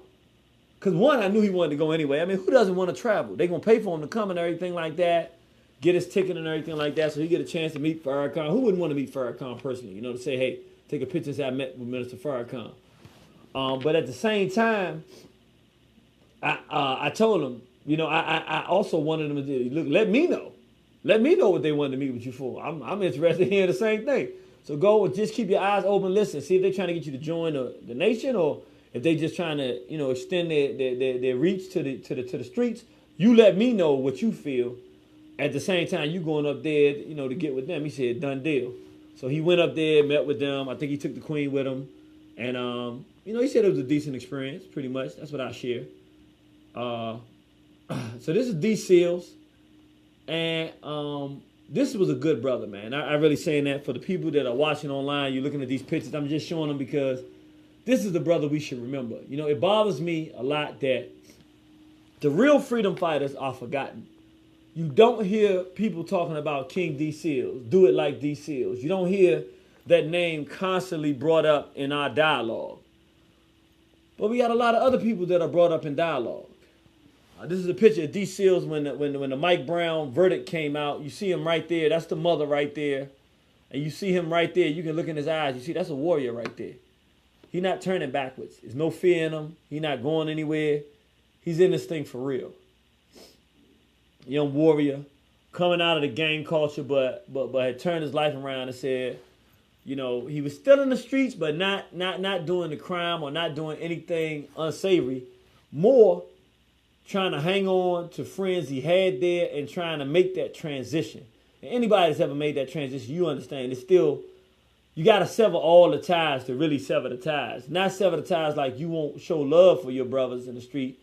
But if you're going to make that break, you need to make that break. Because if you stay in the streets too long after your time, you lose some of that street sense because you about your people now.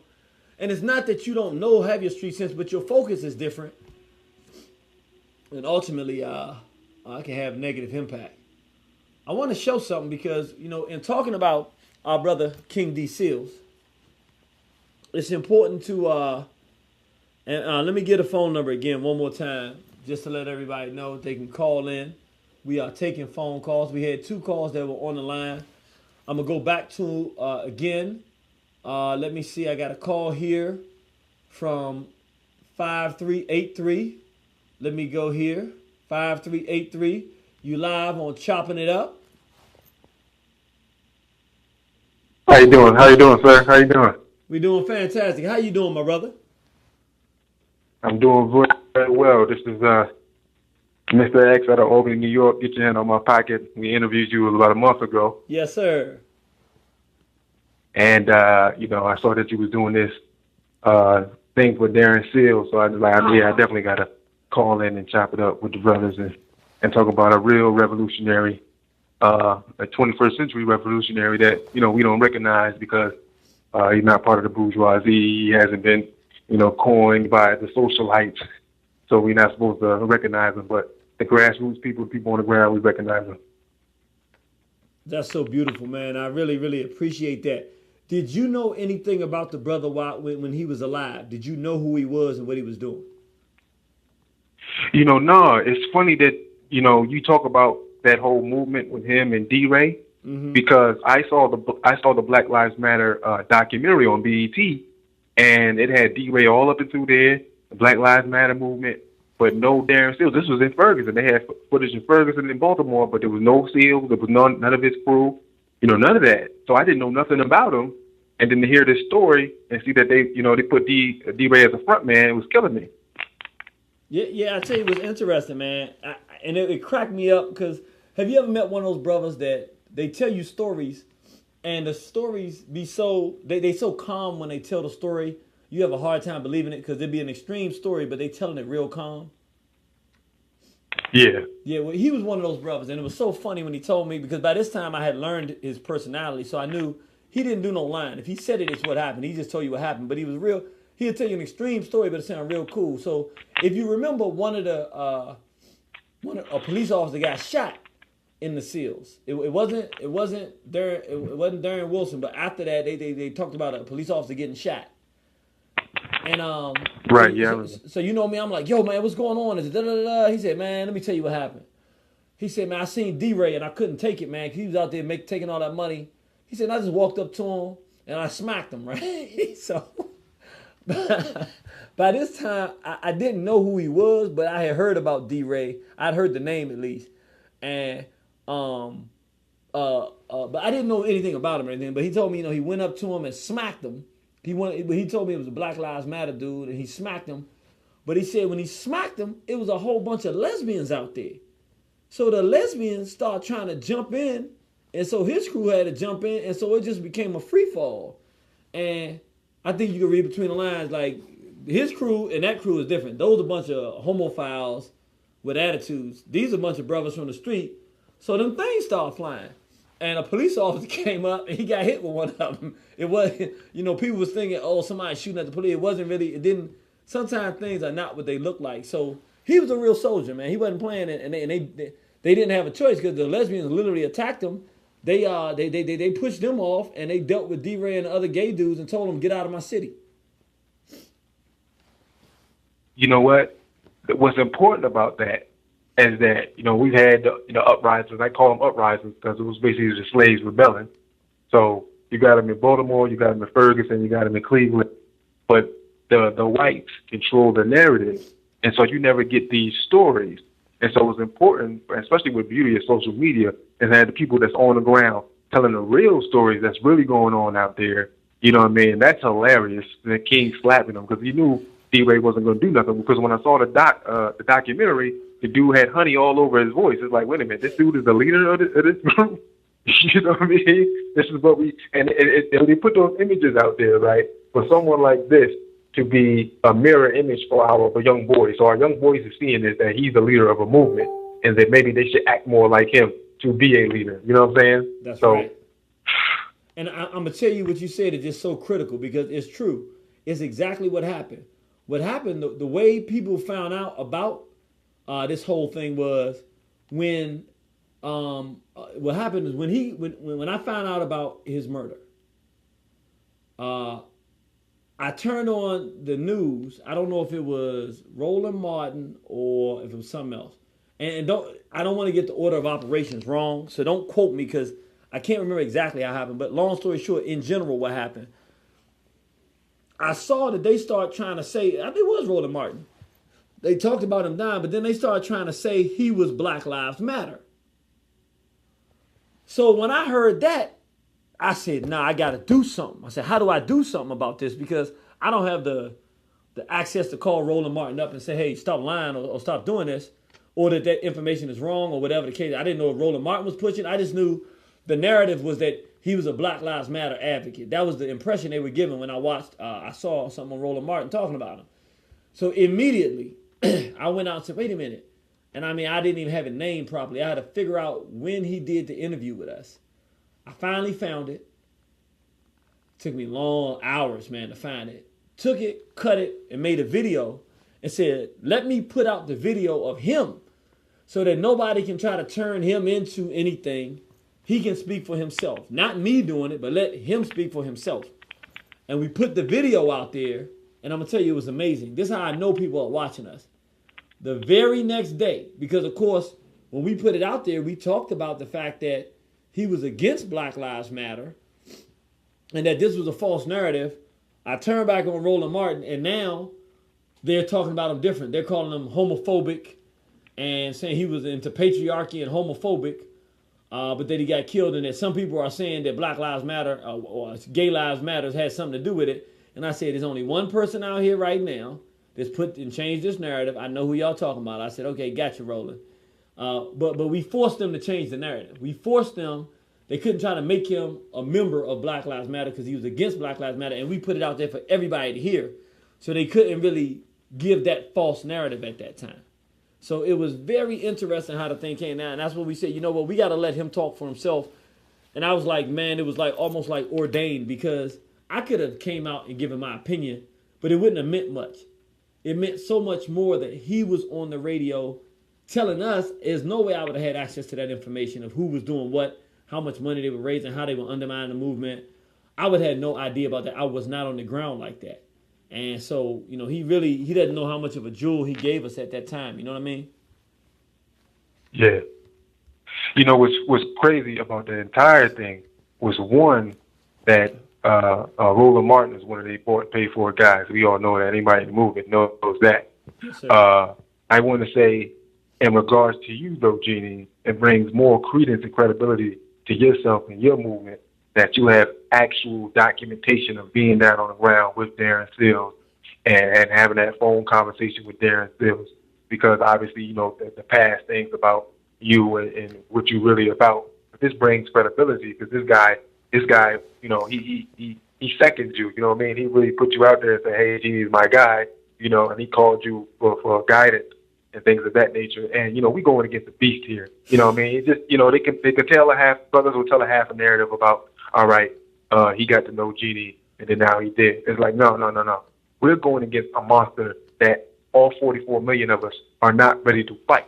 So when brothers are out there all alone, that's what's going to happen. Because you can sit out on the sidelines and point fingers and say this, that, and the third, but you're not assisting. You're not with the brother. The brother should have never been nowhere alone, ever. Period. Ever. Considering what he was doing, you know what I mean? And that's a shout to you, brother. And, you know, I think this is something that you should do yearly. You know, shout out to Darren Sills. Every year, retell the stories. Find some brothers that's still in the heat of the battle down there and get a little brother online, interview him. And, you know, this is something that we should celebrate this brother. Start up a scholarship or something. You know what I mean? Because a lot of times the dominant society gives us the people we should follow. And it's like, no, all these brothers that's in these cities right now that's fighting the good fight, when they die, you know they was real. You know they was real because the system had to take them out. So shout to that brother and shout to you, brother. Appreciate you, brother. Really appreciate that, man. And chopping it up, man. Appreciate you, brother. Appreciate you. All right. You know, that meant a lot to me what the brother said. And I have to say something. First of all, it was an excellent phone call. Appreciate that, brother. You got a strong program. It's called Get Your Hands Out My Pocket. You really want to check it out. They do some excellent dialogue. Just go online and put Get Your Hands Out My Pockets and go on and listen to some of the uploaded programs. They're outstanding. I got to give a shout out to my wife, my beautiful queen, Nefertari Kimathi. It was actually she who, when we saw that it was his anniversary, she said, you got to do a program on that. And I was like, wow. I said, you know what, you're right. Because I was considering whether I was going to do something on Labor Day or whatever the case may be. And she said, you got to. You know, is Darren Seals, you know, the year anniversary of his passing? I said, you're right, babe, I have to. So I appreciate what you're saying, too. We'll make it an annual thing. This is the annual dedication to our brother. And it should be annual because he deserves that, like the brother just said. I'm just repeating what he said. No reason for me to say it again. But he's right. We got to remember the real warriors because these are the ones that's out there.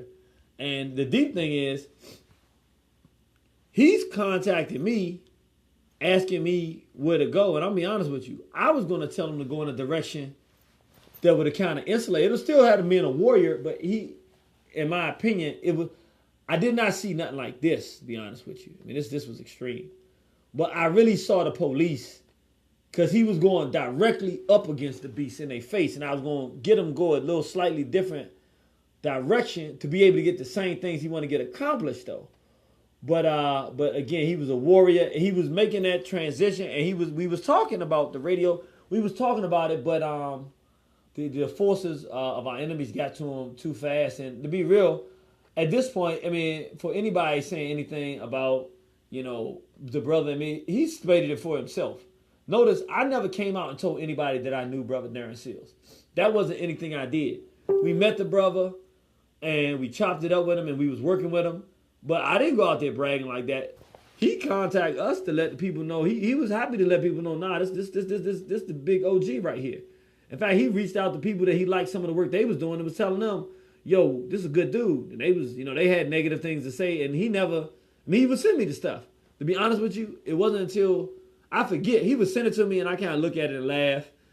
But I would never badmouth these people. I would just kind of say, you know, you got to fill it out on your own. Because I knew he was that kind of dude anyway. I would never tell him negative stuff about people unless I thought that they would get him in harm's way. Because he the kind of brother that go all the way. And if he got behind somebody that would be rah-rah, talking rah-rah, and then he going to go do the rah-rah, they'll be the only person I say, look, why that dude ain't real. But other than that, I just let him find out for himself what people's about. So the relationship speaks for itself. You know what I'm saying? His people, when we wanted to give him a proper going away, we actually went out there on the ground and just, you know, ran into more than we expected. We anticipated giving him a going away that he would have loved. And I really still want to do that one day. I really want to do that. But you can imagine the intensity of just what happened, him being shot and burned, the intensity of that. And then on top of it, stuff that I can't even talk about that was really going on the street, on the ground level. We were going to do it. But the people there that brought us in and wanted us there to do it with them, they got to live there. And it got so thick in the pushback for us being there, giving him the right kind of going away that he would have wanted, that it just ended up where the people would they had to make some decisions. We said we understood, and so we left and came back and weren't able to do what we intended to do, but we did go. So people can talk all they want. We was on the ground. We were with his people, there to give him the proper going away, organizing it, trying to find a facility that would let us do it. And we really got to see the ugly side of D. Seals in terms of, you know, the area we now call D. Seals that you call St. Louis. So we really appreciate this brother's life. It was a beautiful legacy. Let me go to 2932 to just make sure that they have something to say. 2932, you live on Chopping It Up. All right, so they just tuned in. All right, now what I want to do, brothers and sisters, because I think that this will be important, because to really get a proper understanding of how serious it is when you get on the ground and start fighting. And I hope you're watching elifemedia.net, because you'll get to see this. And you really need to watch this and see it so you can really get a taste for it yourself. While D. Seals is on the ground, doing it like only D. Seals could, trying to get the people organized in D. Seals, what they call the Lou in Ferguson, to keep the energy up on the Mike Brown situation. Other D. Seals residents, meaning St. Louis residents, who were police officers and pastors were going around the country trying to convince young black people that Mike Brown was supposed to be, that his murder was justifiable, and that really Mike Brown was not a good guy, and pretty much that he deserved to die. I'm showing this for a reason. I think it's very important. It's not just enough to talk about how much and how well and how strong D. Seal fought and the people that were with him. He wasn't the only one. There were other freedom fighters out there. I've met some of them. Real, true freedom fighters in St. Louis that were doing the right thing for our people. But in addition to that, you also had people that were fighting against them. And one of the places they always go is to the police officers. And if you got a police officer the preachers.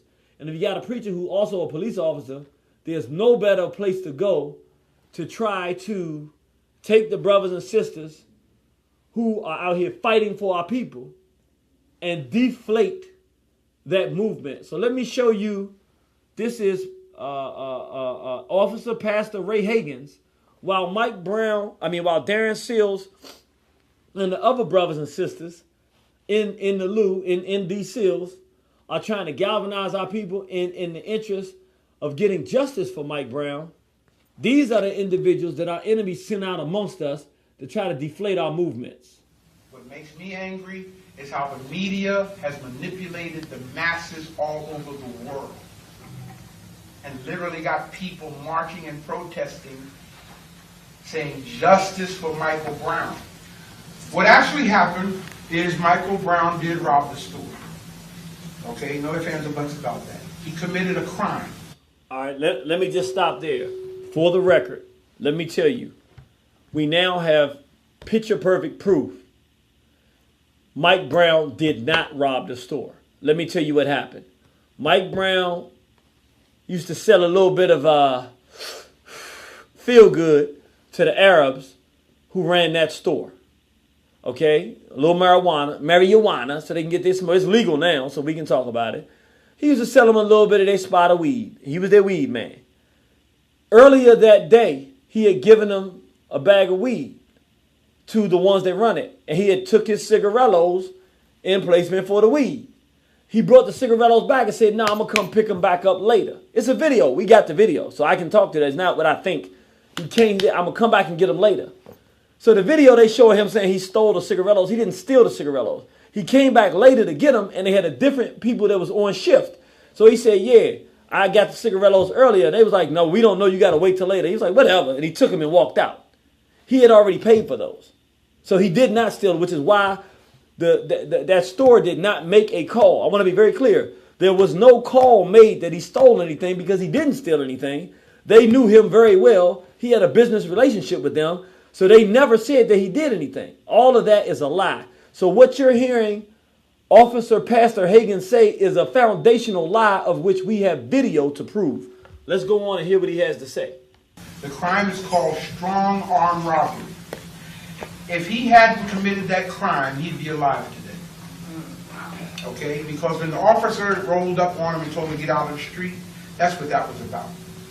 Okay? They were walking down Miller Street. They told him to get out of the street. Cool. As he pulled off, okay, he noticed the cigars in his hand. That's when he backed up. And also as he pulled off, because he told him to get out of the street, Michael Brown had uttered some words to the officer. Okay, he backed up, and when he backed up to confront them, that's when this altercation took place. He didn't even he called in, okay, and we got the radio call. He called in, and he had identified the two that came over the radio call description from the store. But he didn't get to that point. An altercation ensued. Yes, it did, between Michael Brown and the law enforcement officer, where Michael Brown did assault the officer. Michael was high, okay? An altercation did ensue. Yes, he fought the officer, and the officer shot him from inside the vehicle. That's when he took off running. Officer got out and gave chase. He ran about 150, according to the crime scene report, he ran about 153 feet and when he turned around. And when he turned around, he charged back at the officer 23 feet. I have the picture right here in my computer to show you that. You see, when I first heard it on the media, I got infuriated. I was ready to go out there and da-da-da-da-da-da-da. You see what I'm saying? So he ran back toward the officer, and that's what gave the officer the justifiable right to shoot. Officers, we are trained to pull that trigger until the threat is eliminated. Did y'all just hear what I said? Yeah. We're trained to pull the trigger until the threat is eliminated. Because Now you heard him very clearly say, officers, we are trained. Let me finish. brother was not in his right state of mind. Okay? And see, another thing we need to check. Do I have y'all's permission to speak candidly? Yes. Permission to speak candidly. Granted. I'm not going to speak if you don't give me permission. Sure. Granted. Permission to speak candidly. Let's take the angel's wings off of this guy. We're acting like he was an upstanding citizen of the community.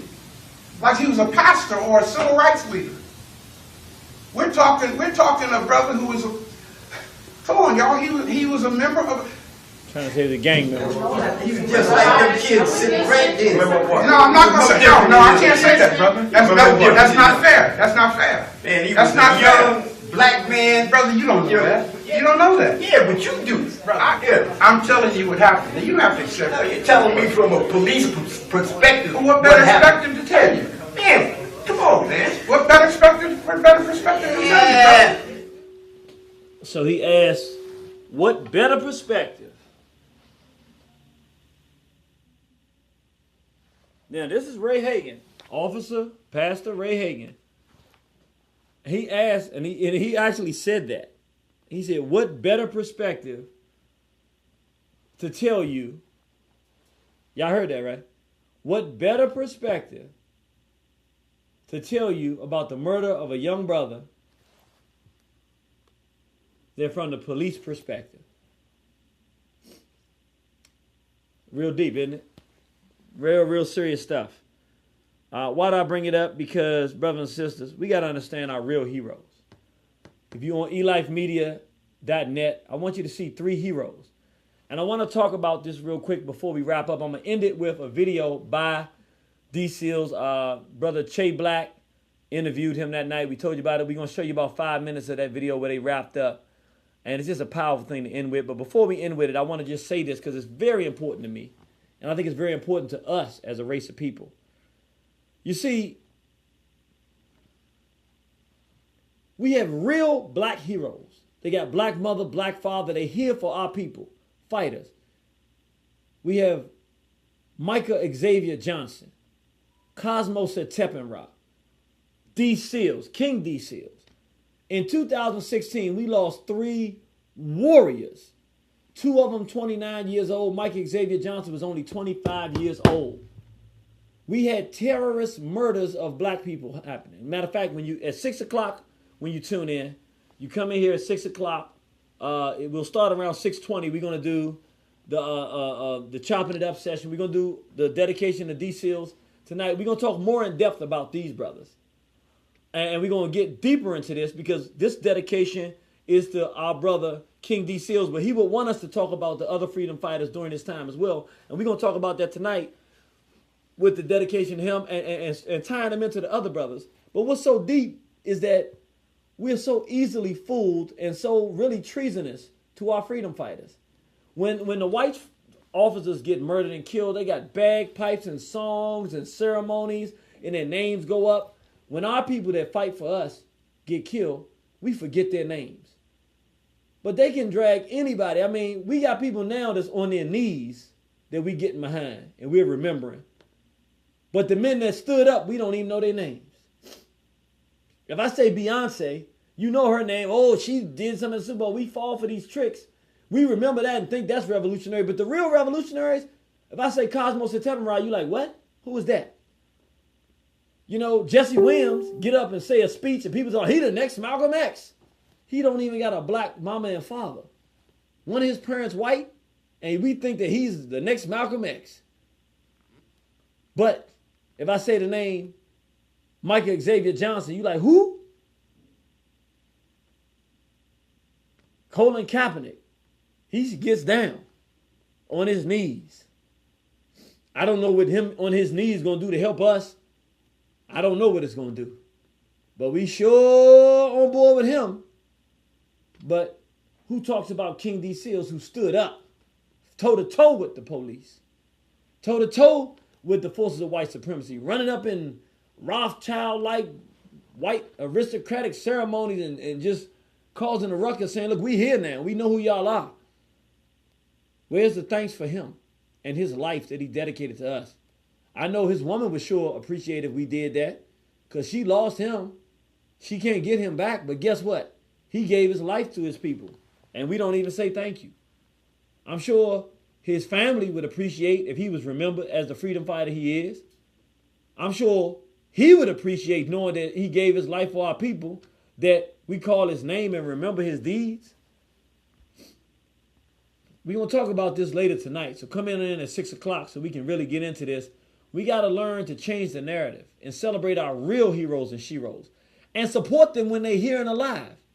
The real warriors don't get no support, but we'll throw our money and energy and all this around people who are just fronting and faking. People who are already rich. Give them money. Don't give $1 to the real brother and sister that's really out here, really doing the work. No mention of their names. No remembrance. We betray them, but not today. We on Labor Day. We going to labor and talk about the men and women who labored for our people. We going to remember them. And with that said, brothers and sisters, we're going to wrap it up. This has been a dedication to my brother, D. Seals. This is an interview he did with my good brother, your good brother, #1 goon, my dude. Love this brother, man. He told me I want to do an interview with the king. I said, I understand. You deserve an opportunity to sit with the king. And he sat down with the king. You can go up on Facebook and put in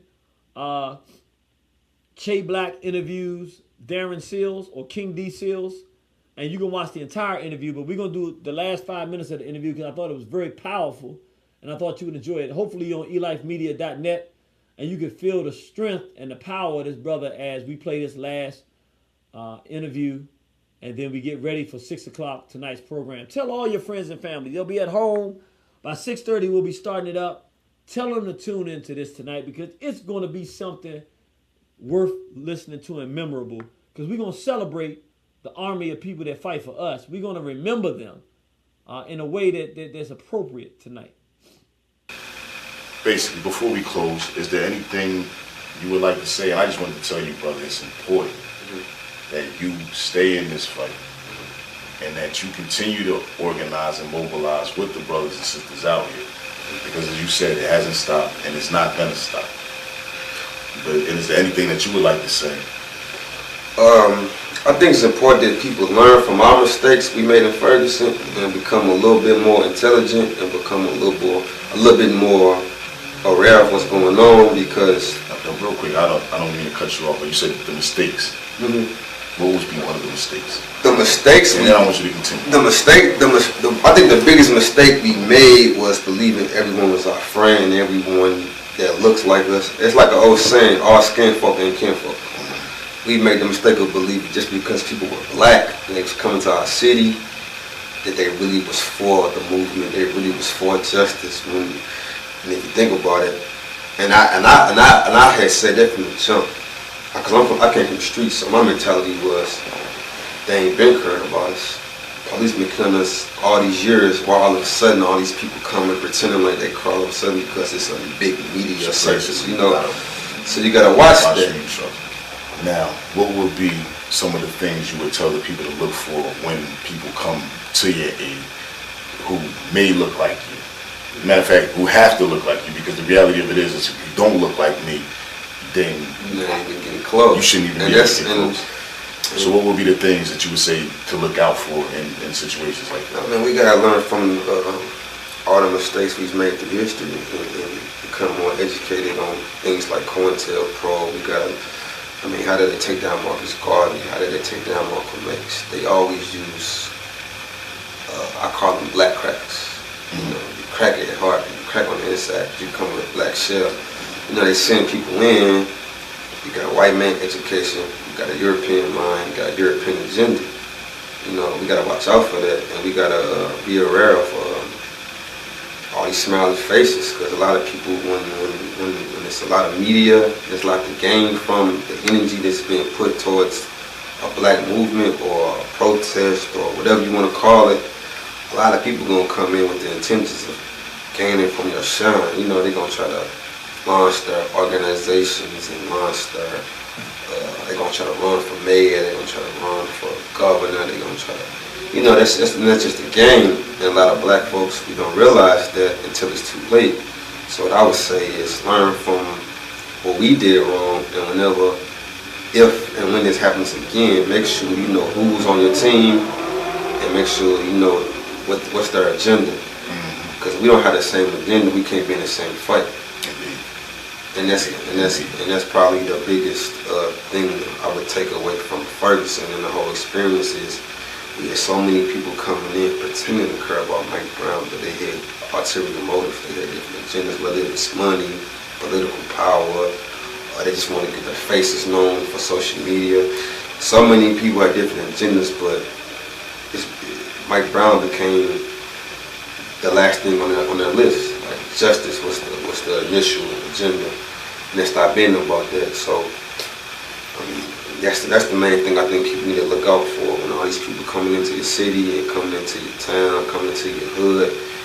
Make sure they really with it. Make sure they really care about black men and black women and unifying black people instead of using the white man's tools and the white man's money to spread us even further apart. Because truth be told, Ferguson went from the biggest and most powerful thing we had in a long time to now everyone's fighting each other because they're fighting over money, they fighting over positions, they fighting over who's who and what because, everybody had a different motive.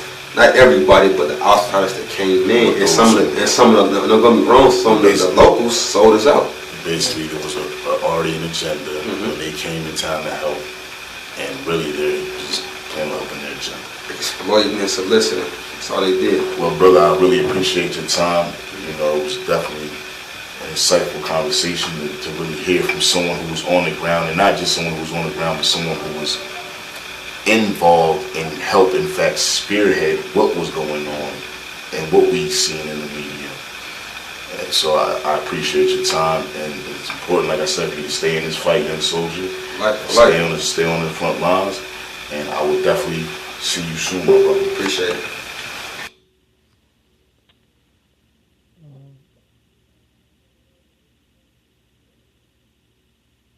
Yes, fantastic. So I had somebody asking what the call-in number. If you the call-in number is 641-715-3640, and the participation code is 948-656#. That's 948-656#. And in fact, you can actually look right in the post on Facebook, and it has that number there. And let me see if there's anybody else that's called. Okay, we got 0856. 0856. Let me come in and give you a chance to go as we wrapping up the program. 0856, you live on Chopping It Up. Hey, what up, June? What's up, man? Peace to you, straight black pride. I see you still doing it for King D. Fields. Yes, sir. We out here, we repping for him too. We got some stuff going on in St. Louis right now we addressing, but I had to call in since I seen you was out here, repping for us. Now, who is this? This Chris. Hey, what's up, man? What's up, bro? How you been, bro? Yeah, I'm cool. Beat my murder charge. I'm home. I'll be there. Okay. I'll be in D.C. real soon. Okay. So tell us what the climate is. Are people remembering our brother? Are they talking about him? Right now, we are dealing with a murderous cop that killed one of our brothers with an AK-47 that he personally owned. So, our attention has been at the courthouse because we're waiting on his verdict. They haven't brought back the verdict. We have D-Seals in our memory. We have D-Seals in our works.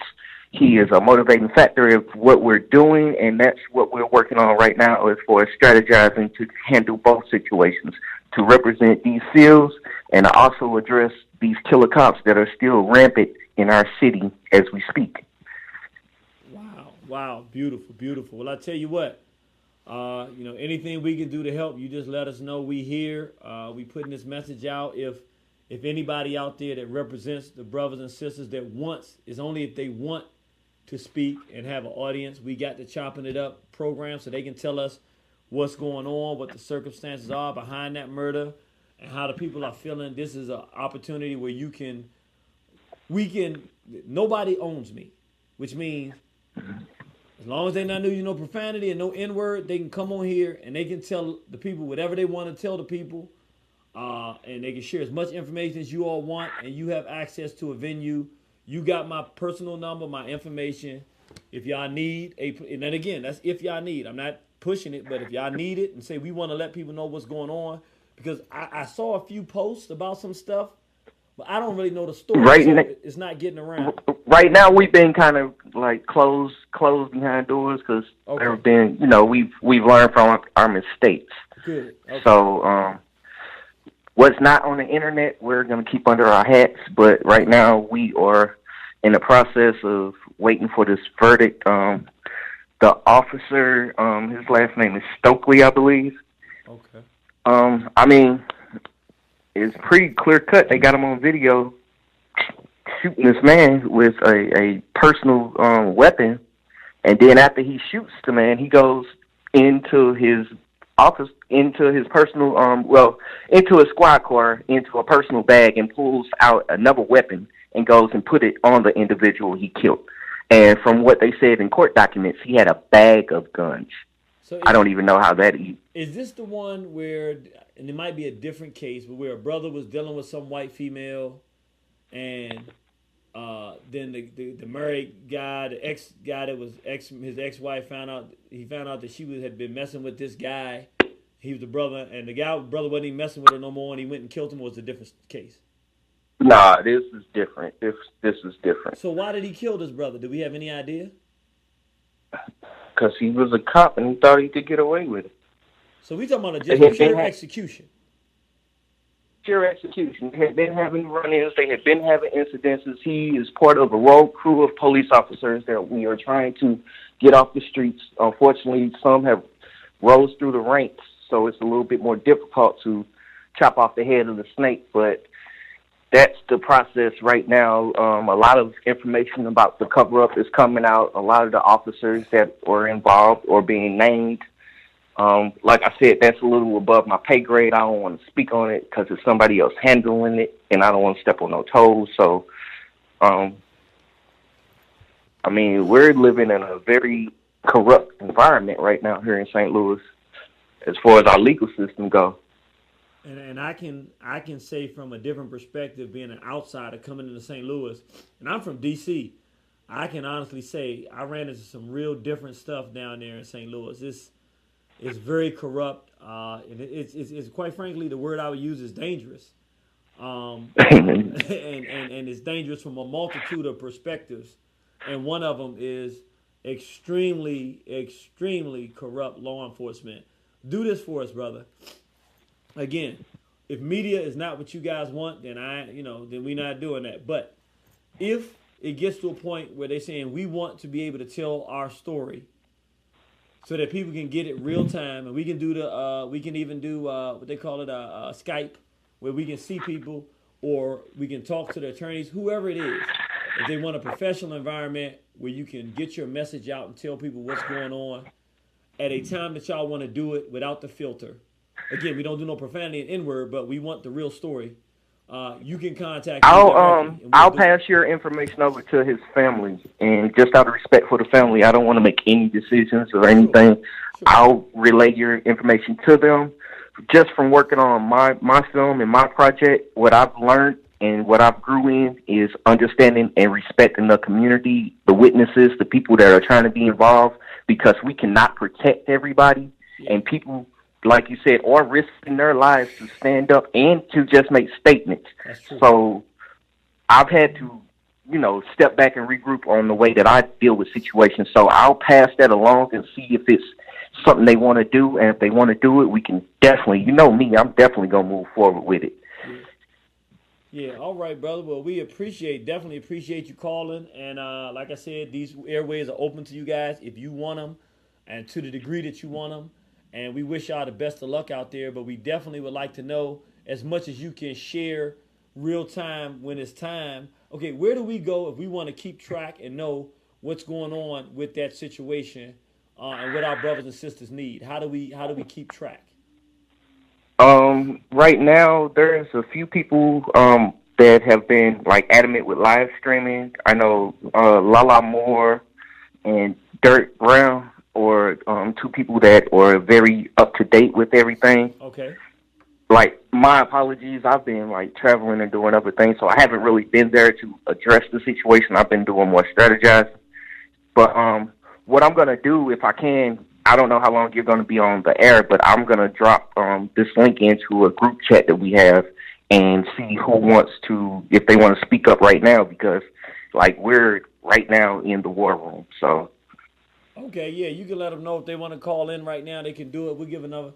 I'll give them 5 minutes to decide if they want to call in and say something, and I'll wait right here, leave you on, and if somebody wants to call in, give them the full number and the code if they want to give any respect to our brother D Seals. And you know, like I know, he would want, if this is going on now like it is, he would want people and remembering him to be doing the work. So this is totally appropriate for a commemoration of our brother's life, that there are people still doing the work. He would want them to be heard and you know, just, you know, a tribute to him, but doing the work. So that's not a problem. Okay. I'm in contact with right now. I'm trying to get them together so they could call you.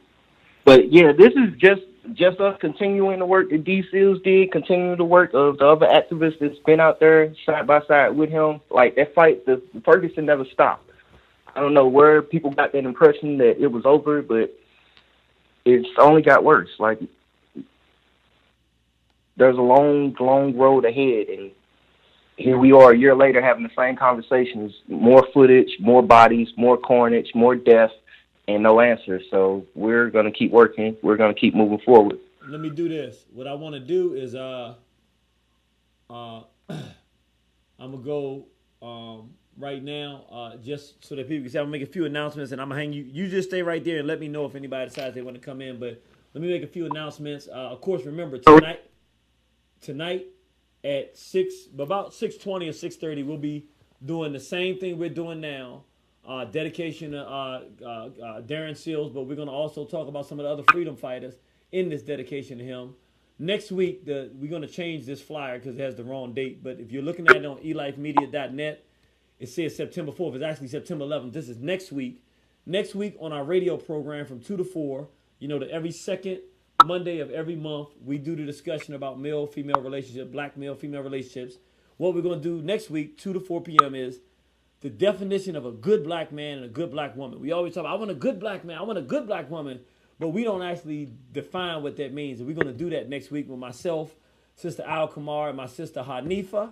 And then also at 6 to 8:30 p.m., we're going to talk about, at the Chopping It Up session here, what I'll be doing live, white supremacy tricks of the trade. Don't fall for them again. So we're going to talk about a lot of the stuff we saw here in Ferguson, but we also talk about a lot of the different tricks that the whites use over the years when our people start getting serious of how they infiltrate, just the different tricks they use in white supremacy to keep us going the wrong direction. We want y'all to check that out next week. So do you got anything else for us, brother? At the moment, no. You know, I just wanted to call and show my appreciation. I'll be in D.C. real soon. You know, I'm going to follow up. I'm going to catch up with you. You got to catch up. Yes, sir. Just keep doing. I appreciate it. I'm going to keep doing what I'm doing. We're going to keep moving forward. All right, keep moving forward, bro. We here for you. Let us know if you need us, and I'm out, man. All right, peace. Peace. So what we gonna do for the brothers and sisters? You got to be, for this to work for you, you got to be on elifemedia.net right now. We gonna go out strong. We gonna go out in that spirit of D Seal, King D Seals. This video is called "The Hate That Hate Produced."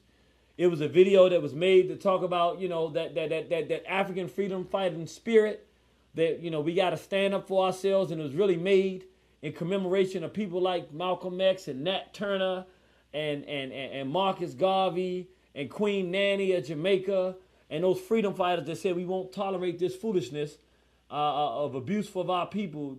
John Jacques Dessalines, the great general, and Boukman Dede, peace be upon all of the ancestors that fought for us. It's called The Hate That Hate Produced, and we gonna play this one and then we out, brothers and sisters. Hell no. Yeah, let's go. United Front. Tahir RBG.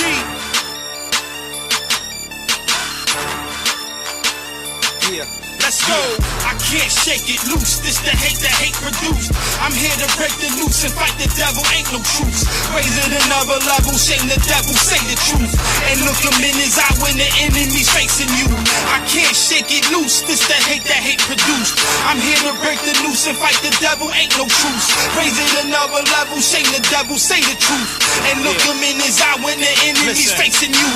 You peak pale skin beast. I hate your red, white, and blue. And Ku Klux Klan sheets. I hate your president, your senate, and your campaign speech. I hate the British and the Romans and the goddamn Greeks. It's no peace, yeah.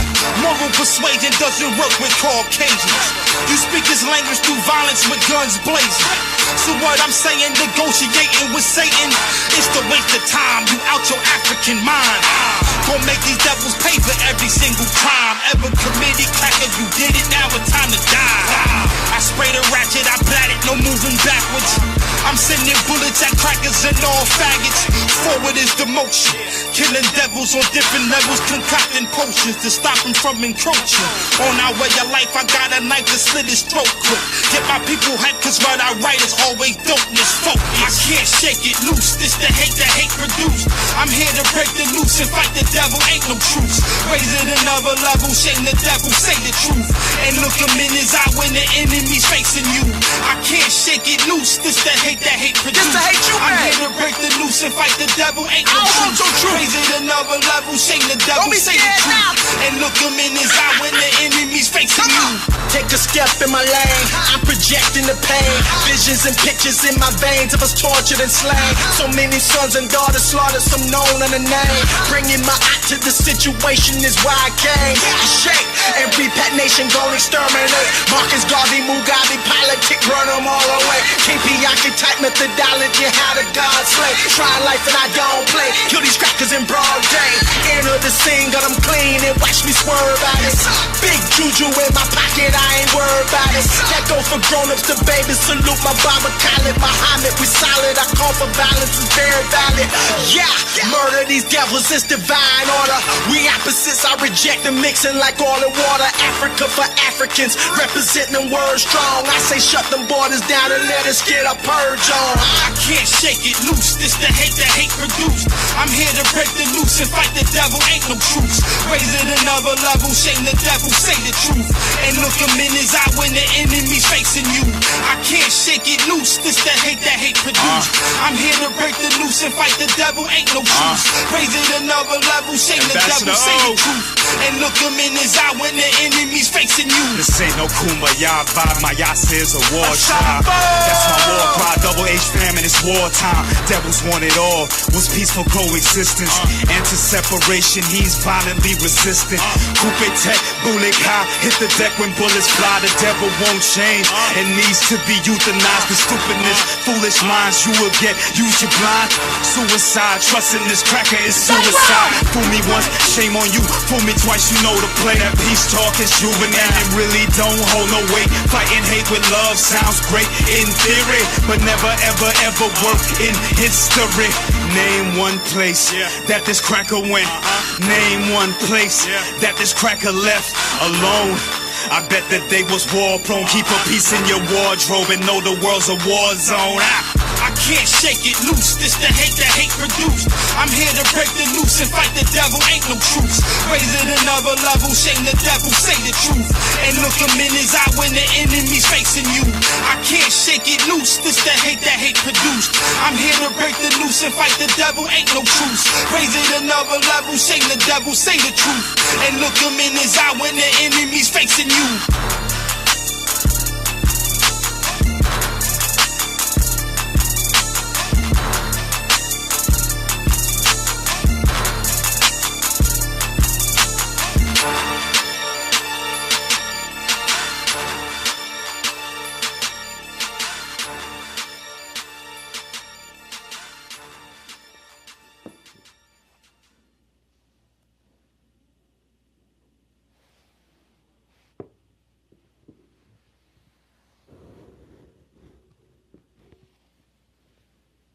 for King D. Seals, our brother Darren Seals.